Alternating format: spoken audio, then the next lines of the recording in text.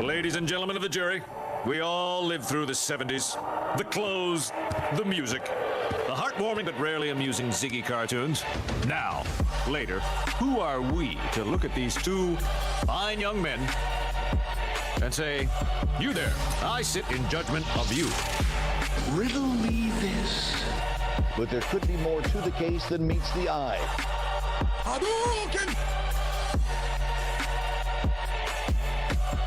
What are you going to do, Space Ghost? I'm combining the stun ray with the force energy power. Your soul is mine. You seem to be well grounded in the case file, Detective. Tyrannosaurus! The SoulProviderZ. Or the stone pudding or something. I mix up some herbs and I come up with a dandy glass of this bicarbonate of fig leaf. Yomigaru! Nebula-chan!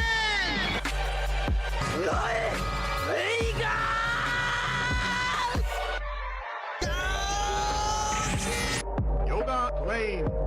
But there could be more to the case than meets the eye. Target applied. It's the big one. Proton cannon. Always winterize your pipes. Your soul is mine. By your powers combined. You seem to be well grounded in the case file, Detective. But there could be more to the case than meets the eye. Why so serious? Riddle me this. Haven't had a lot of company in a long time, but if I were expecting some, I'd whip up a really substantial meal. You see how strong I am? From eating all of this stuff.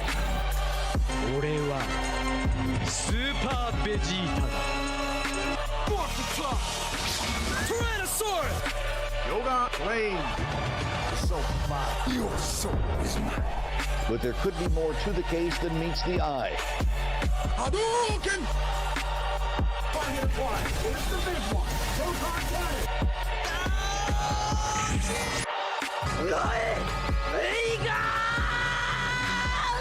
By your powers combined.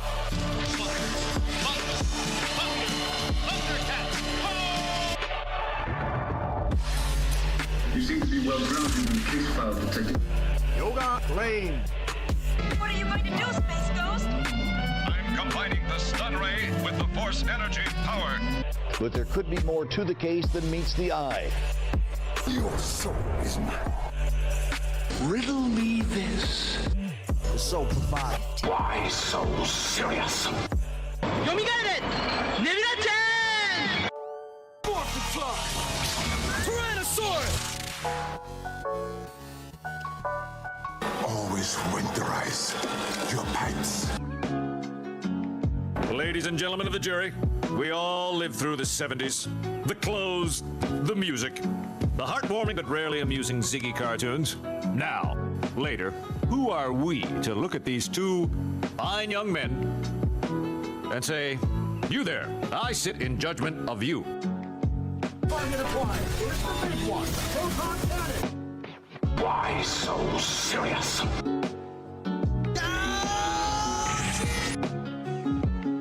Yoga Lane. Hadouken!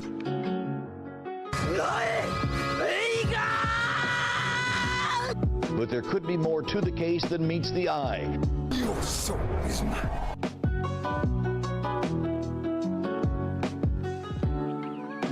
You seem to be well grounded in the case file, Detective.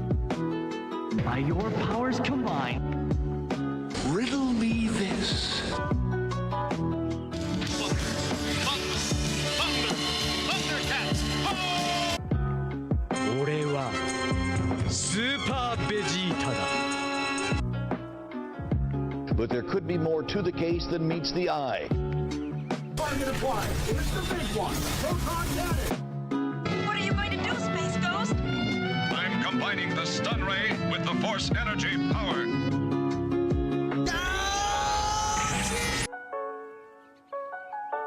Always winterize your pipes. Your soul is mine. Yoga Lane. By your powers combined. Hadouken! Yomigaru! Nebula-chan!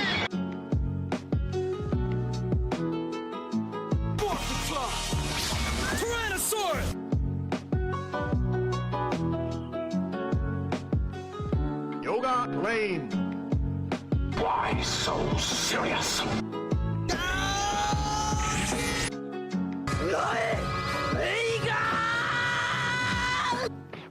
SoulProvider. Ladies and gentlemen of the jury, we all lived through the 70s. The clothes, the music, the heartwarming but rarely amusing Ziggy cartoons. Now, later, who are we to look at these two fine young men and say, you there, I sit in judgment of you. You seem to be well grounded in the case file, Detective. Target applied. It's the big one. Proton cannon.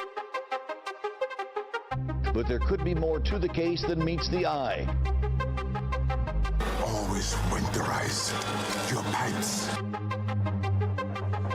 Or the stone pudding or something. I mix up some herbs and I come up with a dandy glass of this bicarbonate of fig leaf.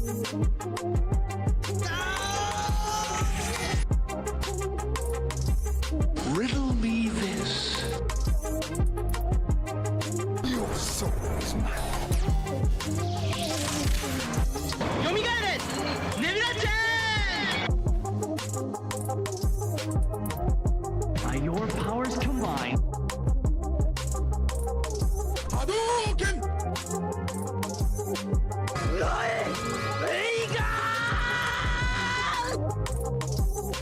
Yoga lane.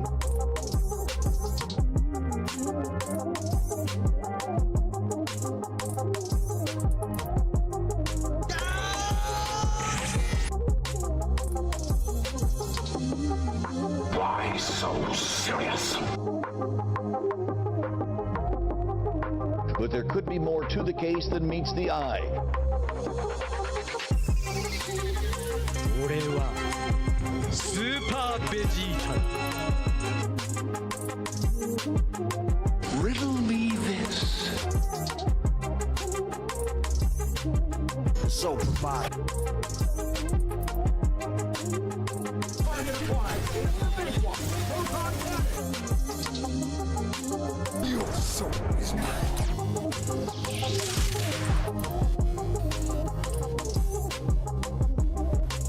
You seem to be well grounded in the case file, Detective.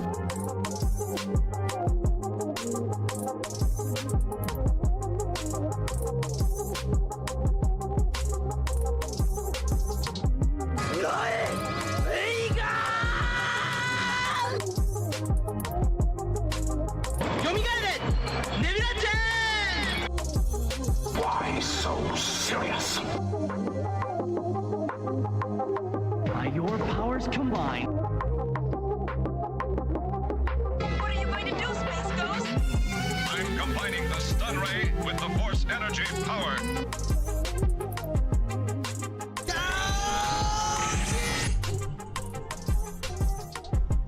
Always winterize your pipes.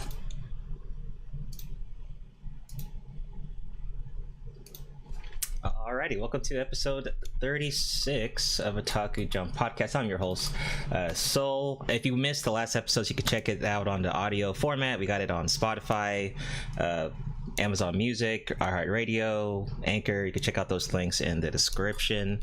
Actually, I just uploaded episode 35 on there, so if you missed 35, you could check it out on the playback, or you can watch it on YouTube. Either way, it's your preference. Of course, we do stream. We try to stream at least twice. Look at Zoe. Zoe ain't shit. We try to stream at least twice on twice a month. So this is our last episode for May. Here with my hosts. What's going on? Eisen, what's going on? What's up? What's up? We got a great show scheduled for you guys today. Got a lot of great topics and headliners to talk about. So hey, hope everyone enjoys it. Alrighty, Trunks, what's up? Trunks, you there? Yo, what's good, everyone? Hey, what's up? Oh no, go ahead. Okay, yeah, what's good, everyone? Let's get it. Number 36. Good to be back after a month. I know, it's been a while, right? Yeah. Omega, what's going on? Hey, what's up? Just glad to be back and return from the dark side. Oh, well, there's Omega there. Yeah, I miss your randomness. It's been a while. And we got our guest here, Mello. What's going on? Yo, it's good, bro. What's up? What's up? Happy to be here. Appreciate the invite and looking forward to the conversations. No problem. Go ahead and tell us what you do, Mello, on the YouTube. Yeah, so I'm an anime content creator. Very fun. Basically, my foundation is going to be Boruto, Naruto primarily. But I talk about anime, cartoons, kind of with a Toonami kind of theme going on, where I have like a little sassy AI sidekick, and I kind of, go back and forth. And I do live streams on Twitch and YouTube primarily. And I have a podcast of my own, the Cloud Ninja Podcast, and I'm starting a brand new channel with some other people. We're working that out coming in August, so I'm pretty busy, but that's pretty much my story. Man, well, good to have you on. Good to have you on. Shout out to Bara. That's how I met you. I met him through I met you through him, so shout out to him. I gotta definitely have him on the show as well. So we got a couple polls to go through. This one's actually Naruto based, so go figure. So who is the best villain in the Naruto series? Poll, this was like 2 weeks ago. Total 56 votes. Couple of choices that we have here. We had Obito and /Toby with 13%, Pain 23%, Danzo lowest 2%, Madara winning the vote 57%, and Orochimaru 5%. What do you think about this? Go ahead, Mila. What do you think about the best villain in Naruto? What's your opinion? Poll. I will say a little predictable. Everyone loves them some Madara Uchiha. Yeah. He shows up on the battlefield, completely wrecks the entire Shinobi Alliance. Some good stuff. But for me, I think it's pretty representative. But me personally, I like Pain. I like Nagato. I think he's an excellent villain. Not only because he challenges the main character in terms of his power progression, but he also challenges him growing as a person, right? Naruto becomes a completely different type of guy after that encounter, to where there's this iconic moment where Pain asks him, hey, well, he tells him, this is what I'm trying to do. Naruto refutes this, obviously, that hero-villain dynamic. And then, of course, Pain's like, okay. In a rare moment, he's like, okay, well, what is your solution? Because I'm trying to find an answer. And then I remember watching this for the first time. Naruto is speechless. He's the hero. He should have the answers, and he doesn't. And that was profound to me, the cycle of hatred speech. So definitely Pain for me. 100%. I feel you on that. I feel you. Yeah, this, Madara is the most popular, so yeah, he's bound to get picked the most. But it was hard to pick. The polls is hard to pick 5. I could have added a couple others in there, but yeah, not bad for Pain. Omega, what do you think about best villains in Naruto? What are your thoughts on the poll with Madara winning dominant 57%? Definitely. Gonna say I seen Madara coming because he wrecks pretty much, but I chose Pain, so I thought he was one hell of a tough villain. So okay, you know what? Also, I thought more people would vote for Orochimaru a little bit. I'm surprised he's so low. I don't know. I thought he was a little bit cooler, but 5% is pretty low for him. I'm not gonna lie. I'm pretty shocked on that one. Yeah, I would have thought it'd be a little higher too, but yeah, most of his antics and definitely trying to get immortality is made for a good story too. Like he just seemed to come off as a villain due to the circumstances. Pain was more just like a realistic villain in my eyes, like something that I could just visually see like this as a real person. Mm-hmm. Yeah, Mel, you had something? Oh yeah, I was gonna say, and let me know if you have any mic issues, please. Mm-hmm. But I think with Orochimaru, he's like the LeBron James of the Naruto universe. He's just this constant force that just maintains excellence over a sustained period of time, to the point where people just become desensitized to his awesomeness. And I think that's kind of the route he's taking. Plus, right now, you know, what have you done for me lately? He's more so like not even a villain, but more so working with the good guys. So, I mean, at the height of his powers, at the height of his villainy, as I butchered that word, I do think he is an amazing villain and an interesting one. But I think when you take a look at Pain and a Madara who has that swagger about him, he just doesn't compare, at least to those guys. But he's definitely good when he was. Yeah, I could definitely agree with that. LeBron and Orochimaru that would have been a great thumbnail. That would have been a cool thumbnail to make. Aizen, what do you think about the poll best villain in Naruto? What do you think? It's not surprising, and it brings up it kind of validates everything I say. About the only thing about Madara is just him being popular. He was a piss poor villain as far as I'm concerned, because there was really no need for him in Naruto. Shots I mean, everything should have ended after Obito. I mean, if you were doing something in the past, okay, that would make sense for him. But as far as writing is concerned, most people don't really care about writing. Obito and Pain, who I voted for, they actually challenged what people thought was actually right and wrong. They actually challenged what was actually good and who was actually good, which made for a much more compelling story, which people just don't really care about the actual story and writing of it. Okay, fair. Trunks, what do you think? Best villain in Naruto. What do you think about the poll with Madara winning? What do you think? Right, so now I feel like people get really confused on what the best villain is and who the coolest villain is.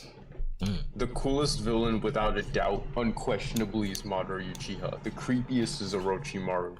But I don't know, man. It's just that Pain / Nagato and of course Obito. Like, I just agree with Aizen's viewpoint on this one. Like, they made you really think, like, who is the bad guy? Who's really the bad guy here? And I think that's what really makes for a good villain.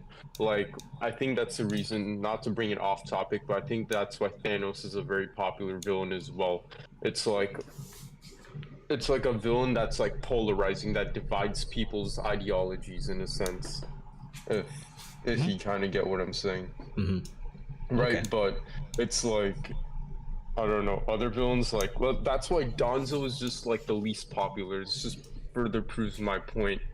Danzo was just a dick, like, for no reason. Well, they failed in writing for him. Yeah, they could have. They had potential to make him greater than what they did. I always thought Danzo was more like something close to Emperor Palpatine. Why is that? He was already inside of like most of the political part of the Ninja Council. So. Oh yeah, true. Okay, yeah. So I would just paint him more as like a corrupt leader than like a quote unquote villain, like a real villain. Oh, okay. You know, because if you really think about how he died, he was fighting Sasuke, and Sasuke is supposed to be the villain, right? But then everyone was like cheering when I don't know, Danzo fucking blew himself up. Yeah, Danzo definitely played a very pivotal role in playing a lot of sides against each other to, you know, foresee what he wanted. Yeah, I like your point though about the what's the coolest villain versus what's the best villain. That's a good one there. Yeah, I think those should have been like two separate polls, and then I think people would have, and then I think the results would have been a lot different for this one. I disagree. Why is that? I disagree, but I think you give people too much credit. They're automatically going to associate coolest with best. That's why I said two separate polls. Oh, I see what you're saying. Yeah, so one would be who was the best written villain, and then the other would be who was the coolest villain. And I'd like to take on that. My bad. I see your take on it, but you would have had people who would have said, "Oh, well, how come Madara wasn't in the best villain one?" Yeah, that's what I said. Oh yeah, you're automatically gonna have then all the Narutards will start fuming and all that. Yeah. Yes. Ike had a question before we get to the next poll. Ike said, "What do y'all think about Villain Saga?" Man, Villain Saga is amazing. I love it. This season, it's this seasonal season spoilers. This season 2 has been awesome. I like it better than the first season. Okay. That's what's up. The writing has been awesome, and how the story is coming along to challenge ideologies in the second season really been you can kind of tell it's really been set center stage for what Villain Saga is going to be. So I can't really wait, to see how it's going to progress. Yeah, man. I'm glad you like season 2, man, because you see like the huge change up, and of course your typical shonen people are not gonna like it, but it's not typical, which I like. It's not for them though, that was Look very. at Ike, man. I gotta chill. I gotta chill. That was I gotta chill. That was. You could kind of tell how things are gonna go there. Yeah. Yeah. Wait. Question, real quick. So Aizen and Soul, you've known me for quite some time. Do you think that I would like Vinland Saga or not? Because I feel like I do fall into like the typical shonen fan category. I think you would like season 1. I'm not sure you would like season 2. Yeah, I would agree with Soul on that. Okay. That's what I think. Shout out to Mr. Crumb. All right, dude, you're spamming the chat, bro. He's spamming the chat. All right, we gotta get to the next poll. Goddamn, we got a lot of polls. Okay, next one. Yeah, let's go. Sorry, let's go. Nah, you're all good. You're all good. All right, talking about villains, we still got more villain talk, and I'm echoing. Did anyone hear me? I hear myself. No. You're good. I didn't hear you. You're fine. Oh no. All right, cool. So, who was the best villain in Marvel? So, honorable mentions as always. So, 58 votes total. Dude, I still hear myself. Yo, someone.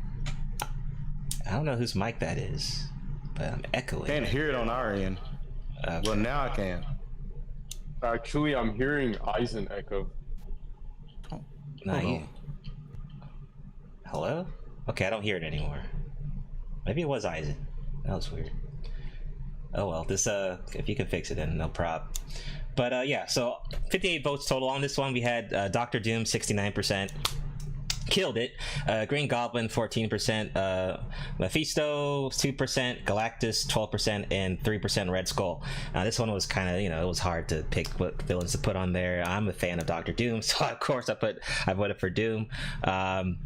It was hard. There was a lot of villains, but what do you think about this with Milla? What do you think about Marvel villains if you were into Marvel and stuff like that? Yeah, no, I love Marvel. That's Marvel villains in general, or just the ones you mentioned? The ones we mentioned on the poll, and then you could just give me your thoughts overall. Okay. I really do like Dr. Doom. I think it's pretty interesting. I'm more so into, obviously, I think, which would be mostly the majority of Marvel fans or comic fans, would be like, X-Men, Spider-Man, like the main ones that kind of pique your interest before the MCU kind of made side characters more popular, like Captain America or Iron Man. So I would say definitely Green Goblin's my cup of tea. I mean, even going back to the Kids WB animated series in the 90s. Oh, yeah. With Green Goblin, even the Hobgoblin, just that whole thing is just pretty cool. I just like the aesthetic. It's almost like, Spider-Man's Joker. He's the guy. Yeah. So I really love his character. Pause. Wait. Did you just call Captain America and Iron Man side characters, or did I mishear that? No, he's right. They really, as far as comics are concerned, they really were not the most popular during that time. Damn. So, okay, wait. Who, for anyone born in 2000 and later, who were like the main guys? I'm just wondering. It was the X-Men, Spider-Man. Spider-Man was the most popular. Yeah, I figured. But damn, Iron Man was in the I think maybe Hulk. Hulk was pretty good. Okay. Yeah, like if he was represented in like a animated series or a cartoon, or like on merchandise a lot, toy sales. Those are the most. Yeah, it had to be also.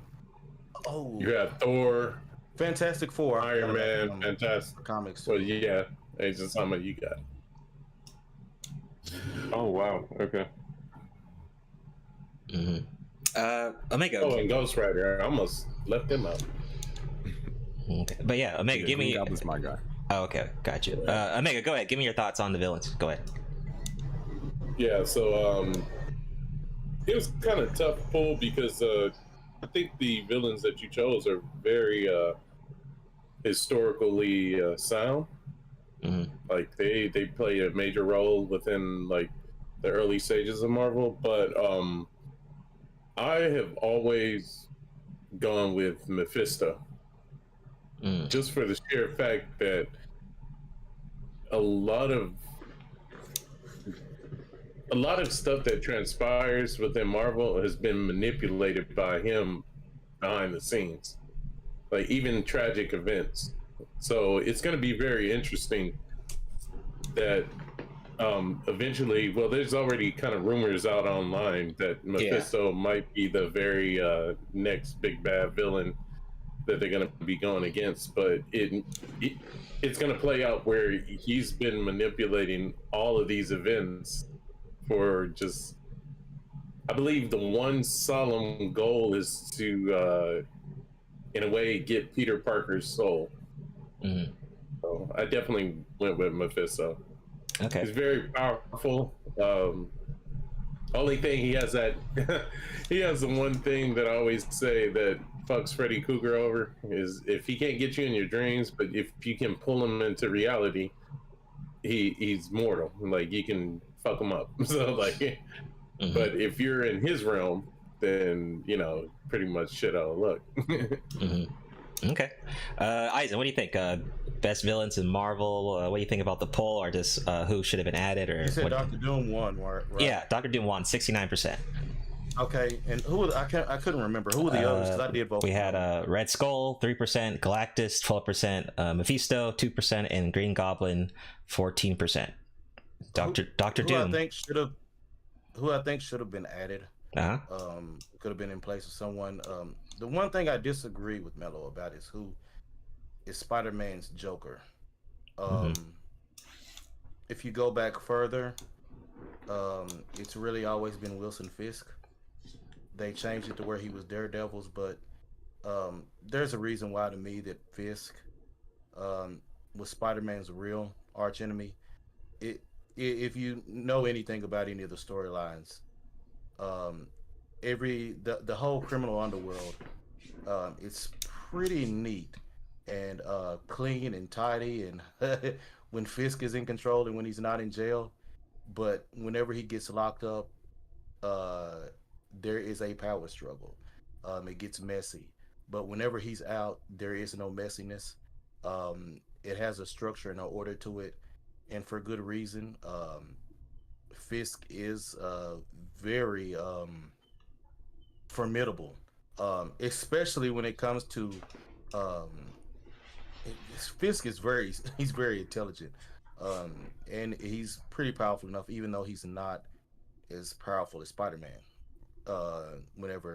But you know, the whole crux of that is Spider-Man being, you know, the reason why he doesn't fight serious is because it's just in his mentality and his nature not to. But I think Fisk should be could have been added to it, and true. Another two. I've always been a fan of Magneto. Oh yeah. Even though I've never really seen him as a villain, I've always thought of Charles Xavier as the villain, just because he was a hypocrite and full of crap. But that's me. And also another one whom I liked from the X-Men universe was Nathaniel Essex, Mr. Sinister. I thought he was always a very unique and very challenging villain in his own way. So okay, cool. One more. Okay, it's been a while, people. All right, one more. So best One Piece villain. So we have this came out yesterday, so 35 votes so far. Crocodile 9%, Blackbeard 43%, which is winning right now, Kaido 14%, Akinu 3%, and Flamingo is 31%. So Blackbeard's winning so far, 43, but Doflamingo is right in second place. So what do you think about that, Mello? Any thoughts on that one? Best One Piece villain. This is a difficult one.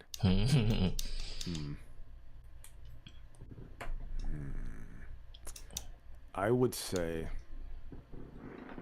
Okay, you had Akainu on that list, right? Yeah, he's on there.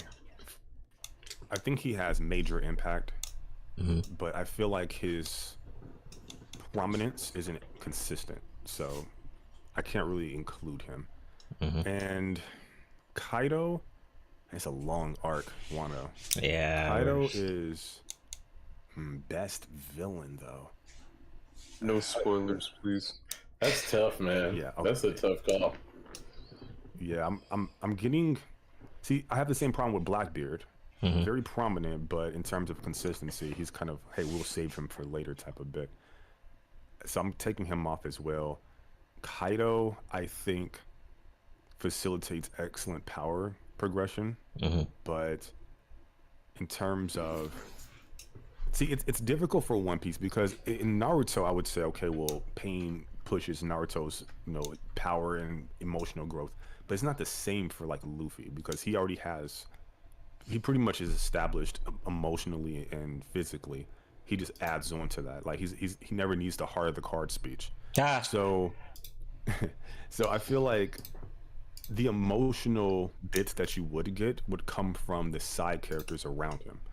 So then I would say, okay, well, what's the impact of that? And I think it might be Doflamingo. You get the introduction of a really cool power. Well, I don't want to spoil anything, but you get an introduction of really cool form with him. I think. Oh no, I made it past that. Okay, cool. So, so long awaited. You get well, spoiler alert for anyone who hasn't. A long awaited. You get like G4, and it might not be what people wanted, but it was pretty badass to see that. So power progression wise, you get G4 introduced with Doflamingo. In terms of emotional beats, you're not getting that from Luffy and the Straw Hats. You're getting it from the people in the country that he's oppressing. And I think that's pretty impactful as well. Even going all the way back into Punk Hazard. So it was like this overarching thing. So I really like that. Plus, he was kind of like the main guy in the new post-time skip. Kind of first big bad that we had to deal with. And yeah, I think for that, he's very iconic. He was set up and established properly. He had the emotional bits for the subjugated citizens. And he also was the debut of a really powerful and dope form. So I think it'll be Doflamingo for me out of that list. Okay. Mega, what do you think? Best One Piece villain? Yeah, top down, I went with Don Quixote. The dude just Rex, and I think originally, well, no spoiler alert, but they're gonna reveal maybe a little bit more of his human side to him. But definitely in just tenacity, his whole persona, pretty badass. Okay. He's a good villain. Okay. Isaac, I don't know if you saw One Piece. Did you watch One Piece yet? I tried. I can't do it, man. So I have no comments. Okay. Trunks, a favorite One Piece villain? Or best villain? Sorry. Man. I almost don't want to answer this, but let's see. So right now I can't say much about Kaido because where am I right now? I'm currently on like the elephant arc. Like right after G4 is revealed. Oh, okay. And that whole thing is done in Dressrosa, yeah. So let's see. Yeah. So your opinion may change. Have to go with, yeah. That's what it is. But so far, out of all these, I'm gonna have to say Blackbeard because to me, he's like the most mysterious villain in a sense, and he just has like some sort of dimension to him. He's like, I don't know. It's like, damn, I can hear myself echoing. Who is that? I don't hear any echo right now. Oh, okay, whatever. Anyways, yeah, I'm gonna have to go with Blackbeard because he just seems to have the most like dimension to him out of all these. Like Doflamingo, he was just born a bad guy. You know, just from birth, this guy was just a freaking demon, right? And then Akainu, he just has this weird, twisted sense of justice. And then Kaido, I don't know. Crocodile, I mean, he wasn't there for long enough, in my opinion. I mean, yeah, he was obviously like the face of the Alabasta arc. There's no denying that, but yeah, I don't know. So Blackbeard. Okay. Yep, that finishes up the polls. Yeah. Now, finally, we can start out on some news. So, PlayStation Showcase 2023, everything announced. So this, we actually did a stream on the channel, like when it came out. So I reacted to it. It was an hour. So if anyone missed it, you could check it out and actually just go to the PlayStation channel and check it out if you missed it. But we got a couple things announced. It had 30 plus games announced. The big thing of the showcase was, of course, Spider-Man 2 with, I think, a 10-minute plus gameplay showcase showing Kraven. We saw, of course, Spider-Man, Miles. Who else? We saw Lizard. We saw game design, level design, combat. Kraven. Yep, Kraven. Saw Kraven. Yep. What else did we see? Just I guess the kind of where the story's gonna go. Yeah, Symbiote. Yep, we saw that. That was one of the big hits of the showcase. Now, of course, some people were roasting and toasting the showcase, you know, complaining here and there. But of course, these things are not perfect, people, you know. I don't know. People were complaining. I don't know why. It's just like, what do y'all expect? You know, if they make the showcase too short, people complain. They make it too long, people complain. You know, too much indies, more indies, whatever. I mean, whatever. So, you know, I just thought it was cool, you know. I mean, it's just a showcase. People need to chill out, you know. I know the console gaming community was probably, you know, going crazy, but it was all right. So Metal Gear Solid Remake announced Snake Eater. I got another article about this, but we're getting a Snake Eater remake along with a Metal Gear Collection Volume 1. So there's going to be multiple volumes, and that's coming out sometime this fall. That's good news. This one was big. So PlayStation announced a dedicated streaming device, which looks like some type of like Twitch hybrid, Vita hybrid or something. I have no idea when that's coming out, but that has an 8-inch HD screen, using for remote play over Wi-Fi. It has features like the DualSense controller. No release date given for the new hardware, but I'm calling this the new Vita because I think that's pretty much what it is. But you know, that's cool. Assassin's Creed Mirage, new gameplay. I think it's coming out next year, dude, which is insane. Yep, October 12th, coming out in the fall. Alan Wake coming out in the same almost the same week, October 17th. So Alan Wake 2 is coming out. We got a trailer for that. Final Fantasy 16 coming out next month. So that looks pretty good. Check that out. Cool. Looks like a fun game, so I'm definitely going to get that. Dragon's Dogma got announced. New trailer for Dragon's Dogma 2. JRPG. Don't know if there's a release date for that, but at least, hey, they're getting a sequel, so that's cool. Bungie made a new announcement. Some shooter game. There's a couple of multiplayer games that got announced. Street Fighter 6 also coming out next month. Actually, next Friday. We'll be streaming up some Street Fighter 6 next week Friday. Look out for that. Can't wait for that. What else we got? Fair Game trailer. Okay. Talos Principle 2. This is stupid. This is like what's that game from Nintendo? What is that game? The one with the paint and all that? Splatoon? Yeah, so PlayStation got a Splatoon hybrid clone called Foam Stars. So cringe. But it's cringe as hell. I mean, it could have came up with a better name, but it's basically Splatoon. Indies, of course, whatever. Indies. Oh, this one was cool. Phantom Blade Zero. That was cool. Kind of like Dark Souls, Neo, Onimusha hybrid type game. Looked pretty cool. They're gonna run out of having male characters with white hair. I know. Yeah. You know, yo, that's the thing. I thought this was Neo 3 when I first saw it, man. I thought it was Neo 3. Right there with you, bro. I thought the same thing. Yeah, right. Yeah, I thought it was Neo 3. Ghost Runner 2. Good shit. I heard people like the first one, so that's cool. Helldivers 2. So yeah, there's a lot of shit that came out. I'm not gonna go through the whole thing, but the main stuff was the Spider-Man 2 gameplay. Mel, what did you think about the showcase? If you watched it, any thoughts on that? Yeah, I watched Angry Joe. I reacted to Angry Joe reacting to the thing, so it was a reaction within a reaction, like Inception. Yeah. So yeah, no, I thoroughly enjoyed it. I thought there were some pretty cool games, like you said. I think it was Phantom Blade Zero. Yeah. That looked amazing. I was all on board for that. You know, the whole Ninja Samurai thing, that's kind of my thing. So yeah, 100%. The Spider-Man, that was pretty impressive.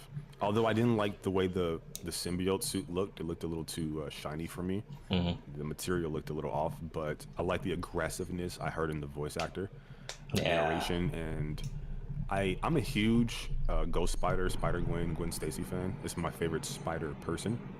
I always kind of tend to trend towards female main characters. Like Ahsoka's my favorite Star Wars character, so on and so forth. So I would love to have her in the game at some point. I don't see that happening now. Right. I would love to have that. So I was kind of excited for the possibilities for maybe some DLC or whatever. Just thinking about that. Kraven, really interesting character. First time I ever saw him was in the 90s animated series, I think. So I think I really like Kraven a lot, and I think, well, not a lot, I won't lie about that. I like him a little. I like him a little. And I hope they can flesh his character out so that I can like him a lot. And now I'm just talking about Spider-Man. Anything else that stood out to me? I'm going off of memory. Maybe something gets brought up and I liked it, I'll mention it. But all in all, I thought it was pretty. I thought the games that I did see that interested me were pretty cool. In terms of the showcase itself, I saw a lot of those games were on PC. So I'm like, why didn't you just show them on PlayStation? Like, it's the showcase for your console. Why is it being played on something else? So I thought as a showcase, it probably failed. But in terms of the games, interesting games, I thought it was pretty cool. So yeah. And then I think Microsoft trolled Sony right after, saying, "Oh, look at all the games that are going to be on our console." Like, yo, of course, like, yo, console wars, like, golly, man, Microsoft is funny. But yeah, true. A lot of these games are going to be third party. It's 2023. People need to get over that stuff. Just buy whatever game you want on whatever console. I mean, most of these exclusives. I mean, people are going to play Spider-Man 2 on the PC in like 2-3 years, right? But my thing is, I'm not waiting for 2-3 years to do that shit. So, it's just whatever people want to play. Eisen, what do you think about the showcase? I was really excited. I really liked seeing the Spider-Man 2 trailer. Of course, Alan Wake 2. Can't wait for that one. Dragon's Dogma 2. I was really excited about that one as well. I think there was one more. I'm just kind of drawing a blank on it right now. But definitely those three I was really excited about, and can't wait to get a chance to play them. Although I know for Spider-Man 2 it'll be a while, because being a part of the glorious PC Master Race, I have to wait for it to come on there. But can't really wait. Excited to see how these games turn out. Yeah, I think that Alan Wake 2, that looks like it's going to sell some numbers. They did say that one's going to be digital only. There was an article them explaining why, but I forgot why. But that's going to be digital only. I don't know why that is, but I'm sure the fans are still not going to care either way. Because a lot of people, Alan Wake 1 is like a classic, so it's been a long time coming to have a sequel for that. Omega, what do you think about the showcase? If you watched it, I think you were in my chat that day. What do you think, Omega? Yeah, I thought the showcase was phenomenal, man. Like, I didn't find too much except that Splatoon crap. But, yeah, mostly, I think it's a phenomenal amount of content and games that are coming out. Just Snake Eater, Spider-Man, definitely Street Fighter 6. So yeah. That long version of PSP looks interesting, but kind of cool on the go, where you could just stream your own games from PS5 onto that device. What else? Those earbuds too kind of look slick too. Yeah, I'm not gonna lie, dude. That thing looks like a cash grab. I'm not gonna lie. Those little head earbud thing. Oh, the little earbuds. But yeah. Question about I'm just gonna call it the Vita 2. We don't know what the official name, but I call it long PSP. Clearly, it's a Switch. It's a Switch hybrid. Like, it's a Switch. It's basically a Switch for PlayStation, right? Steam Deck. Yeah, it's technically a Steam Deck too. Specifically for PS4. But I think people would buy that, but based on what they're offering spec wise and all that stuff, I think people would buy it. But once again, it's like, why would I buy that when I can just buy the Stream Deck? I mean, yeah, you're gonna have exclusives, but I can just wait till they appear on Steam, like Eisen said, and just PC Master Race with the Steam Deck. So we'll have to see. They'll probably release more information on another showcase about it, but it's a good option. I think that's good to have a handheld. It's been a while. And going back to Craven, I think the last time I saw him was in the Spider-Man 3 game. I think he was a villain in that game. I think he was a villain in one of those games. I don't think they introduced him in any of the newer games, but in the past, I believe he did. I'm talking about like the old the PS3 games, I think. Something. Yeah, I believe he was in there. Yeah. Definitely for them. I think they put him in even the movie adaptations. Oh, okay. Well, Craven is getting a new movie, by the way. Sadly, after Morbius. So we're gonna see a live-action Craven film pretty soon. Actually, now that you mentioned that. Yeah, so. I feel like they might try to introduce a time where I think he crossed paths with either Punisher or Sabretooth. I say Sabretooth because it's just hilarious how their outfits are similar to each other, but I always thought that would be a dope fight anyway. So Beast versus Hunter, that is almost the equivalent of a Beast. Zone says it's a streaming gaming device. You need to connect to Wi-Fi in order to use it. I think it is. I think that is the premise of that device. I mean, it would be cool to have it also an offline option, though. Just for maybe you don't want to be connected to the Wi-Fi, But if it's just solely for remote play, I mean, that's kind of a weak point there. A little bit. If it's just Wi-Fi only, it'd be better if this. Both, more customers, Trunks, what do you think? Did you watch the showcase? If you did, what are your thoughts on the showcase, Trunks? The showcase, let's see. Why can't we just play it for the audience? Copyright. I did play it, dude. I streamed it the other day. Wait. Oh, oops. I think I might have been in school at that time. Yeah, you're probably busy. It's all good.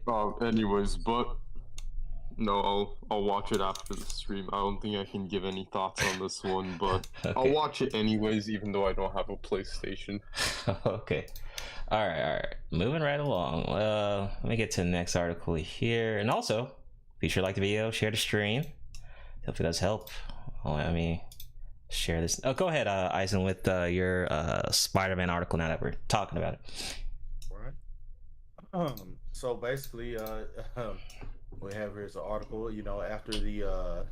After we had the PlayStation showcase, and here they got an article here where the guy what's his name, Cade interviewed basically the actor for playing Peter Parker, which is Yuri Lowenthal. And basically he said that he talked about how Peter is basically addicted to the symbiote in this game, and so basically you get to see this also in this game from a point of view of how Miles is basically going to be seeing how Peter is being corrupted by the symbiote, by the black suit, and you kind of so we'll get to see how. Get to see what Miles' perspective is on this, and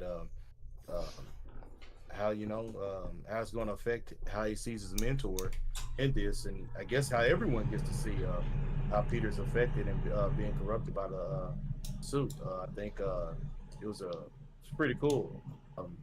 Seeing how one of the coolest things was in that when we got to see the trailer for the PlayStation showcase was how you could tell the difference in his voice. Much more angry Peter. You could tell how he was different. Can't really think this is going to be an anticipated game to really see how the effect is and what it has on the people around it. So can't wait. Right. So when I was listening to the trailer, I'm like, yo, dude, is he Sasuke? I was like, yo, he's Sasuke now. He has like this anti-hero voice with him and shit. That's pretty cool though. But my predictions for this game is now when the game started, right? We don't know what mission this game is starting on. We don't know if this is the start of the game or the middle point of the game. I would say probably maybe somewhere near the beginning. I don't think they're gonna kind of, you don't want to show anything going on in the middle of the story. My bad. It is towards the beginning because we are supposed to end up. Venom is supposed to be in the game, so that means it has to be after this. So yeah, and I'm thinking because the trailer looked like, okay, Miles is gonna have to confront Peter about the symbiote. I would be really cool if Miles could get the symbiote just for a small portion of the game. That would be really cool to see that. I don't know if they did that in the comics. I'm not a comic book head, but that'd be pretty cool. Technically, no. Hell, Peter and Miles didn't even exist at the same time originally. They weren't even in the same universes originally. So yeah, this is all new shit. Just to let you guys know, they and we had covered this once on an article that Dr. Doom's Battle World. There was a occasion where Miles did bond with not only the Venom symbiote, but he also bonded with the Carnage one too. Oh damn! Yeah, That's he was cool. a powerhouse. They made him almost like the size of a Hulk. Okay. Yeah, so that I guess you can't say it's like part of that canon of the world that they're in right now. But it has taken place. I mean, maybe we might actually see that for following up where the symbiote does bond with Miles. But Miles alone himself is just a damn electrical powerhouse, ain't he? but this is all newer stuff, right? Because I know Miles in the original. Yeah, that's what I thought. Yeah, you're right. Definitely. Yeah, in the comics, they're from the Ultimate Universe. So Miles, well, I don't want to spoil too much for you, but they do exist at a certain point simultaneously, but well, maybe not as Spider-Man, but they are from the same universe. And then something happens, and then there's one Spider-Man. So, but so I don't know if that will influence the games. Because I was curious about that, and I did see this version of Spider-Man, at least with a white symbol on his suit, into the Spider-Verse. So this is obviously not the Ultimate Universe, so things can be different. So it's interesting. You know what? Yeah, Spider-Verse 2 coming out next week, and also the Peter Parker Spider-Man from the PS4 games is going to be in that movie too. So that's a good point. Yeah, we definitely got to review that, man. If you guys possibly can go see it, yeah. I already got my. I'm seeing it on Thursday. I'm definitely gonna see that. Okay, cool. Oh, sorry, I want to ruin your flow. Are you guys looking forward to like the new Transformers movie coming up? I actually wanted to see it. Yes and no. Yes and no, because the Transformers franchise has been kind of up and down. It's cool that it's finally going to the Beast Wars, which I think a lot of people have been wanting that for a long time now. So it's cool. I just kind of like sucks that it took this long to get to this point though. But I'm guessing this is the next stage in that franchise, the Beast Wars, which is great. But like I said, the Transformers movies are, one's, it's kind of like the Fast and Furious movies. Like one's good, the next one might be bad, so it's kind of a mix of sorts, But I'm not gonna lie, I'm not really kind of leaning to see it. I never was a big fan of Beast Wars personally. But the other thing too is when I saw the trailer, it's kind of like it's alluding to Unicron, which I think they're gonna just handle horribly in the movies, in a regular movie. So that's the other reason why I don't want to see it. I think it's just gonna be ass. I mean, what was that one that came out? The Bumblebee movie. That shit tanked. I don't think anyone watched that thing. It was lame. But I don't know. We'll see. I mean, I'm not gonna, low expectations. You know how it is with these movies. So, but definitely worth checking. I'm still gonna check it out though.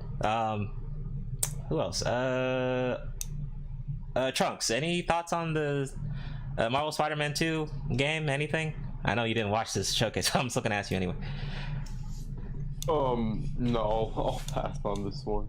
Okay, moving right along. But yeah, we'll definitely be covering that. Also, did anyone watch Guardians 3? I want to do quick little thoughts on that one. Did anyone see Guardians Galaxy? No. No? Okay. No. Damn. I'm not a big fan of Guardians of the Galaxy. God damn. Okay. Trucks, did you see it? I'll wait. Guardians of the Galaxy? Yes. I barely know what that is. All right. God damn. That's like a miniature roast. All right. I mean, it wasn't bad for the people that watched it. It was okay. It was actually, I preferred the third one over the second one. Yeah. So ranking, I would put the first one number 1, third one number 2, then the second one's the last one. But not bad. It wasn't a bad film. Actually, I enjoyed it more than Thor 4. I mean, shit, Thor 4 was ass compared to this one. And actually, I preferred it more over Ant-Man 3, not gonna lie. But not bad, not the worst MCU movie.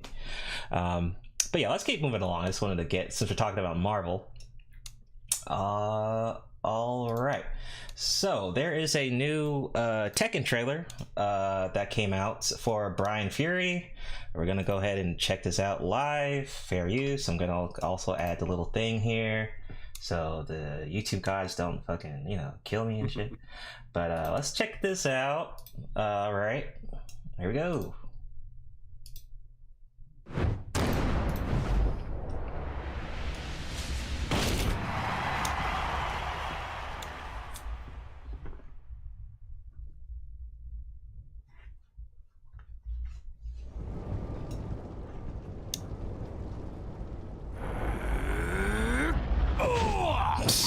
Golly. Get ready for the next battle. Tekken 8. New challenger. Brian Fury.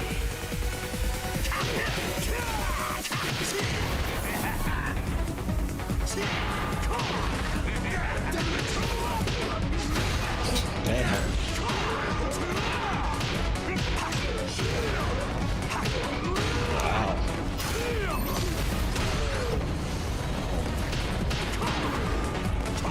God damn.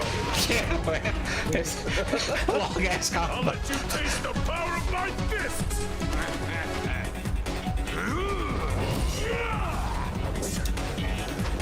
This man just punched the cyborg.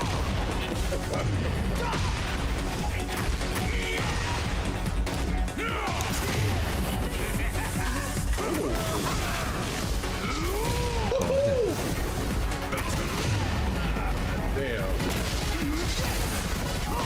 Yeah, damn.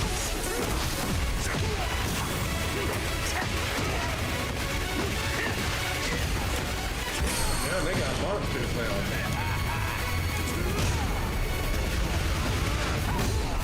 Wow. Laser? Huh? Oh. Wow. Oh, shit. Oh, shit. Wait, why didn't he just do that? Damn.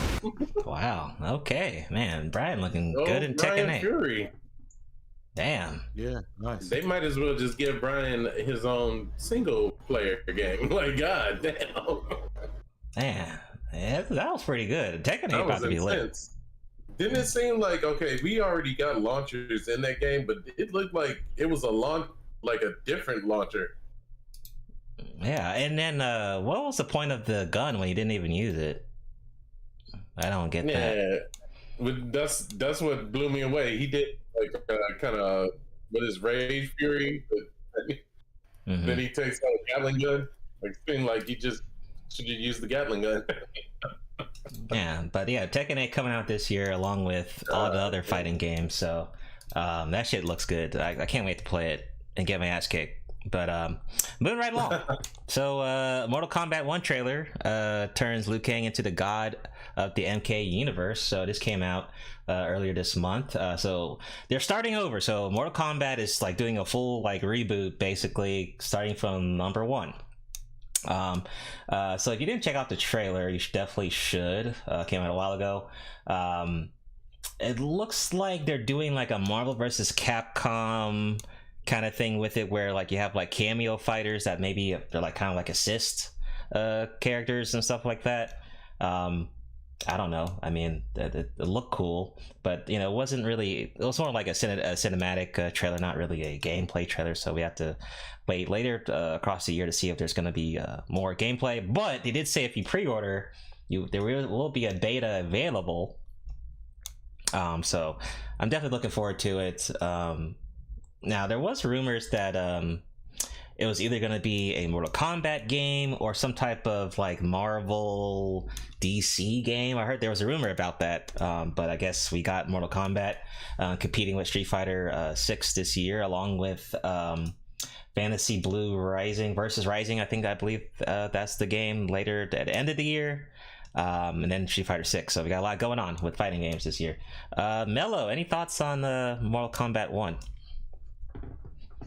Yeah, I'm not a big Mortal Kombat fan, although I am getting into the lore. So I've been kind of reading up on that and Resident Evil lore. So I'm a big lore nut, but I'm not like a huge Mortal Kombat fan. I mostly like it when it's in association with like DC. Mm-hmm. That kind of stuff is really cool to me. I really don't have too many opinions on it, to be honest. But I do think it looks cool, so I'm not opposed to it. Mm-hmm. Okay, Omega, any thoughts on Mortal Kombat 1? It looked dope. So, yeah, I think it's gonna be awesome. I usually get my ass handed to me in that game. So, but for the visuals, the fatalities is gonna be possibly off the chain. It is interesting that they just went straight like Mortal Kombat Origins. Right. That's what it seems like. Yeah. Eisen, anything on thoughts on Mortal Kombat 1? Well, I didn't see the trailer, but just what I got to see of this article you got here, I think it's pretty interesting how they pretty much have it where Liu Kang is a fire god and pretty much starting a new universe here. So it seems pretty interesting as far as worldwide. So yeah, I haven't really played one since Mortal Kombat 3. I haven't really played many fighting games in a long time. They just weren't as fun as they used to be back in the day when you sit in a pile in a room and loser had to pass control around. But right. Also about Mortal Kombat, so we are getting a sequel to the movie as well. That could be bad news for some people. If y'all are, I think we did a watch party of the first one movie, so yeah, their second one's coming out too. So we could cringe for that later when it comes out on HBO Max. So yay, that's good news, I guess. Trunks, any thoughts on Mortal Kombat? I know I'm still gonna ask you, Trunks, any thoughts? Wait, I think you were there for the watch party. I think. Yeah, I was there for part of it. Yeah, any thoughts on the game? Anything? It does look fun. That's about it. I just don't know that much about it, so. Okay, fair enough. All right, moving right along. So,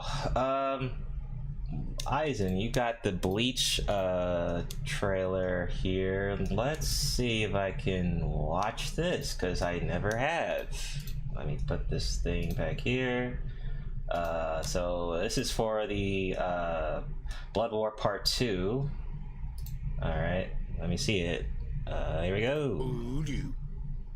私はこの者を我が後継者に指名する。あいつ何なんだよ。誰か説明してくれよ。別にくったらない。こんな戦い美味しくもなんともない。僕は全てと決別してここに来た。残白ともろとも希望を叩き折り、死神どもの身に心に真の敗北を刻み込ませる。情けないの。千年もの平和が死神たち。I heard this guy was really strong. That dude. 必ずまた来る。遠くない未来にな。希望に満ちた温かなうたた寝のごとき戦いはここで終わる。Okay. Oh, let me mute this. Okay, you're about to get me with that music. Let me see. Let's see how it is now. Yeah, they're gonna get me with that music.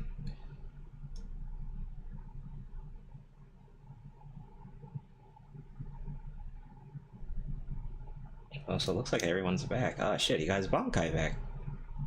Oh, cool. Whoa. Oh. That's new. Holy shit. Whoa. Aizen-sama! No, that was asking LeVar. Oh, that's not Aizen? Oh, that's asking LeVar. Oh, look like it. It looks Jeez. similar. Ah. As we know, he's no longer, but we got hype. Oh no, he'll be making his appearance, but. Oh, okay.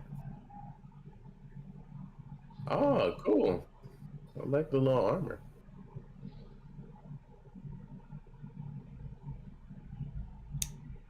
Huh, and this is coming out in July, alright? That's gonna be good. Yes, July 8th. That looks great. That looks good, dude. That trailer is awesome.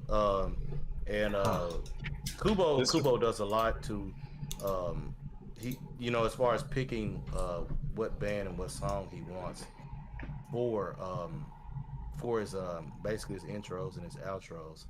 And this band is one of his favorites, and it's the first time that they've actually been in the opening in his anime. So I think it's pretty cool. The other thing too, people that know the manga and everything, the red sky theme there, with the ominous deal is pretty cool.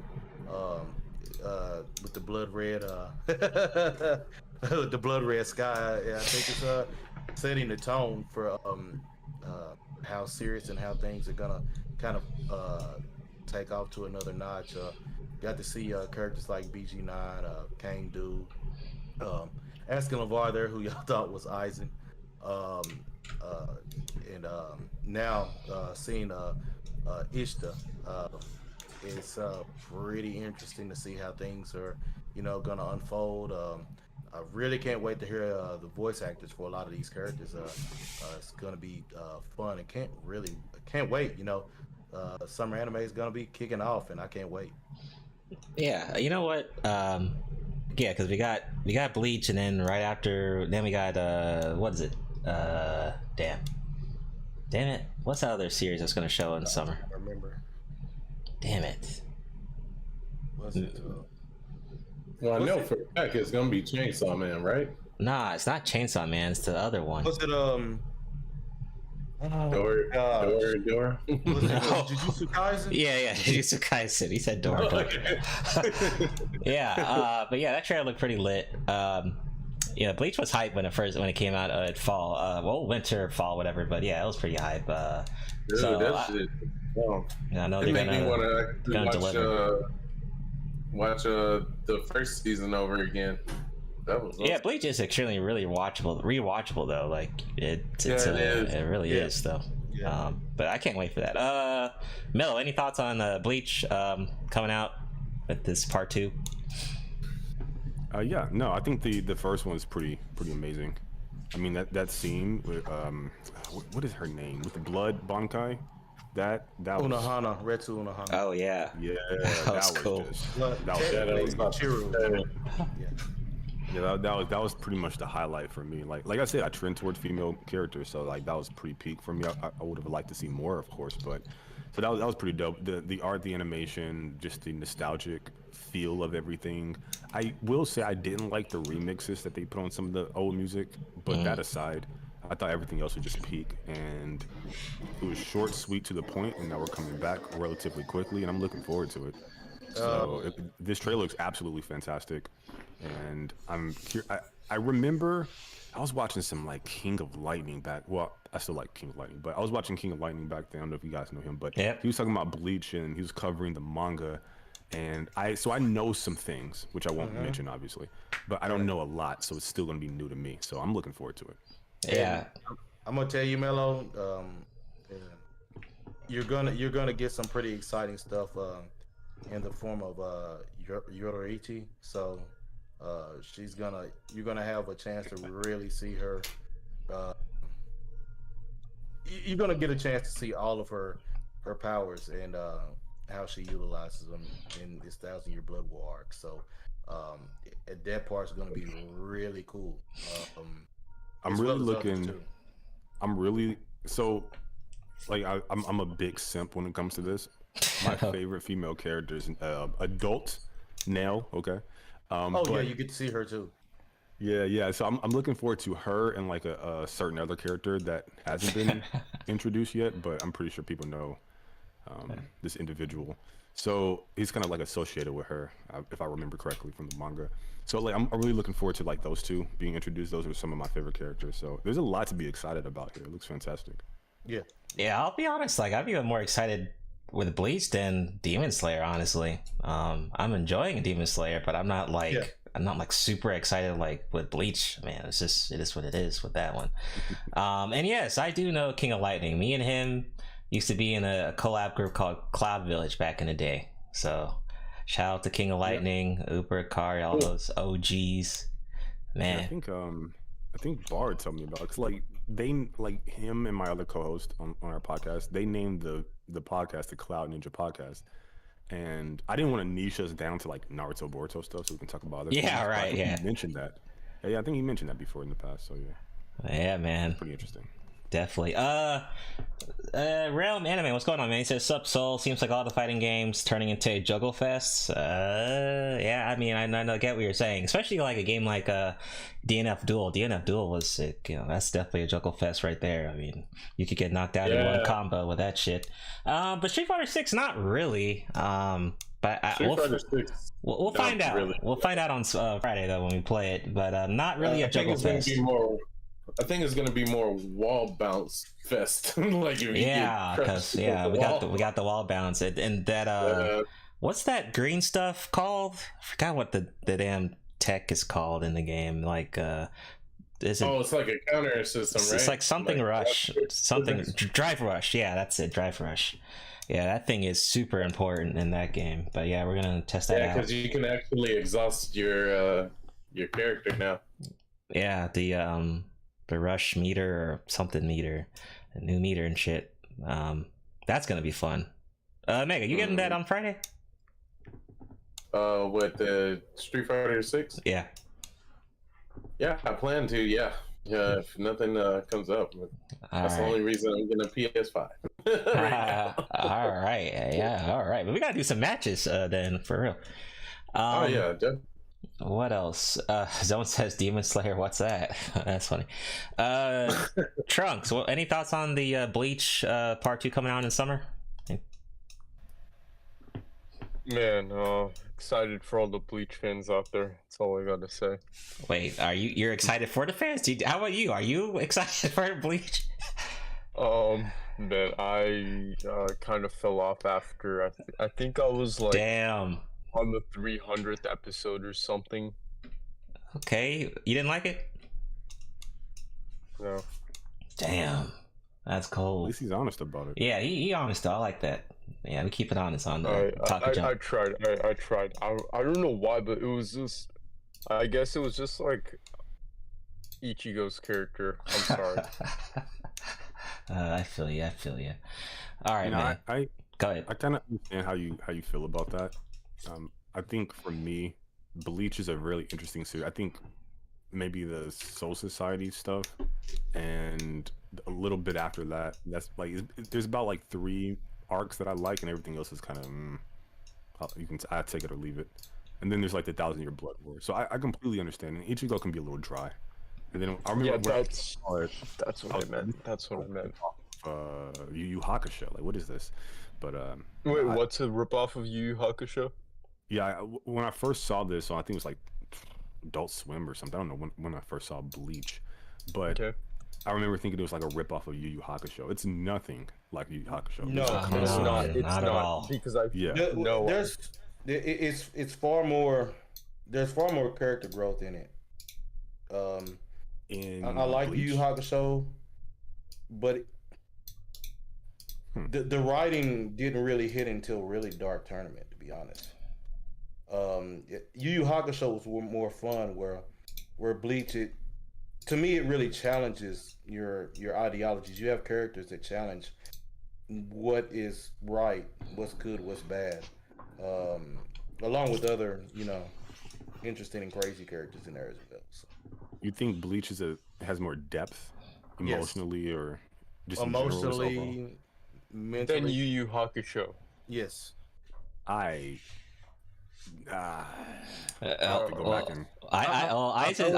just take though is that Bleach is like the best of the best. Like he's like the ultra Bleach fanboy though. So yeah, I am. I'll admit that. I can't get biased, but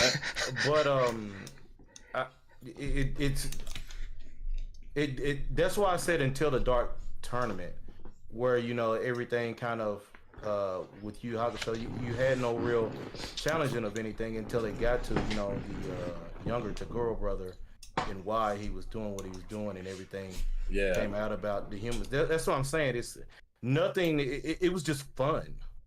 I get that most people like fun, while Bleach has dark moments, and when it got to the point of when it was wrapping everything up in the old one, and you go back and you see how different arcs, you get to see how actually corrupt Soul Society actually was all along.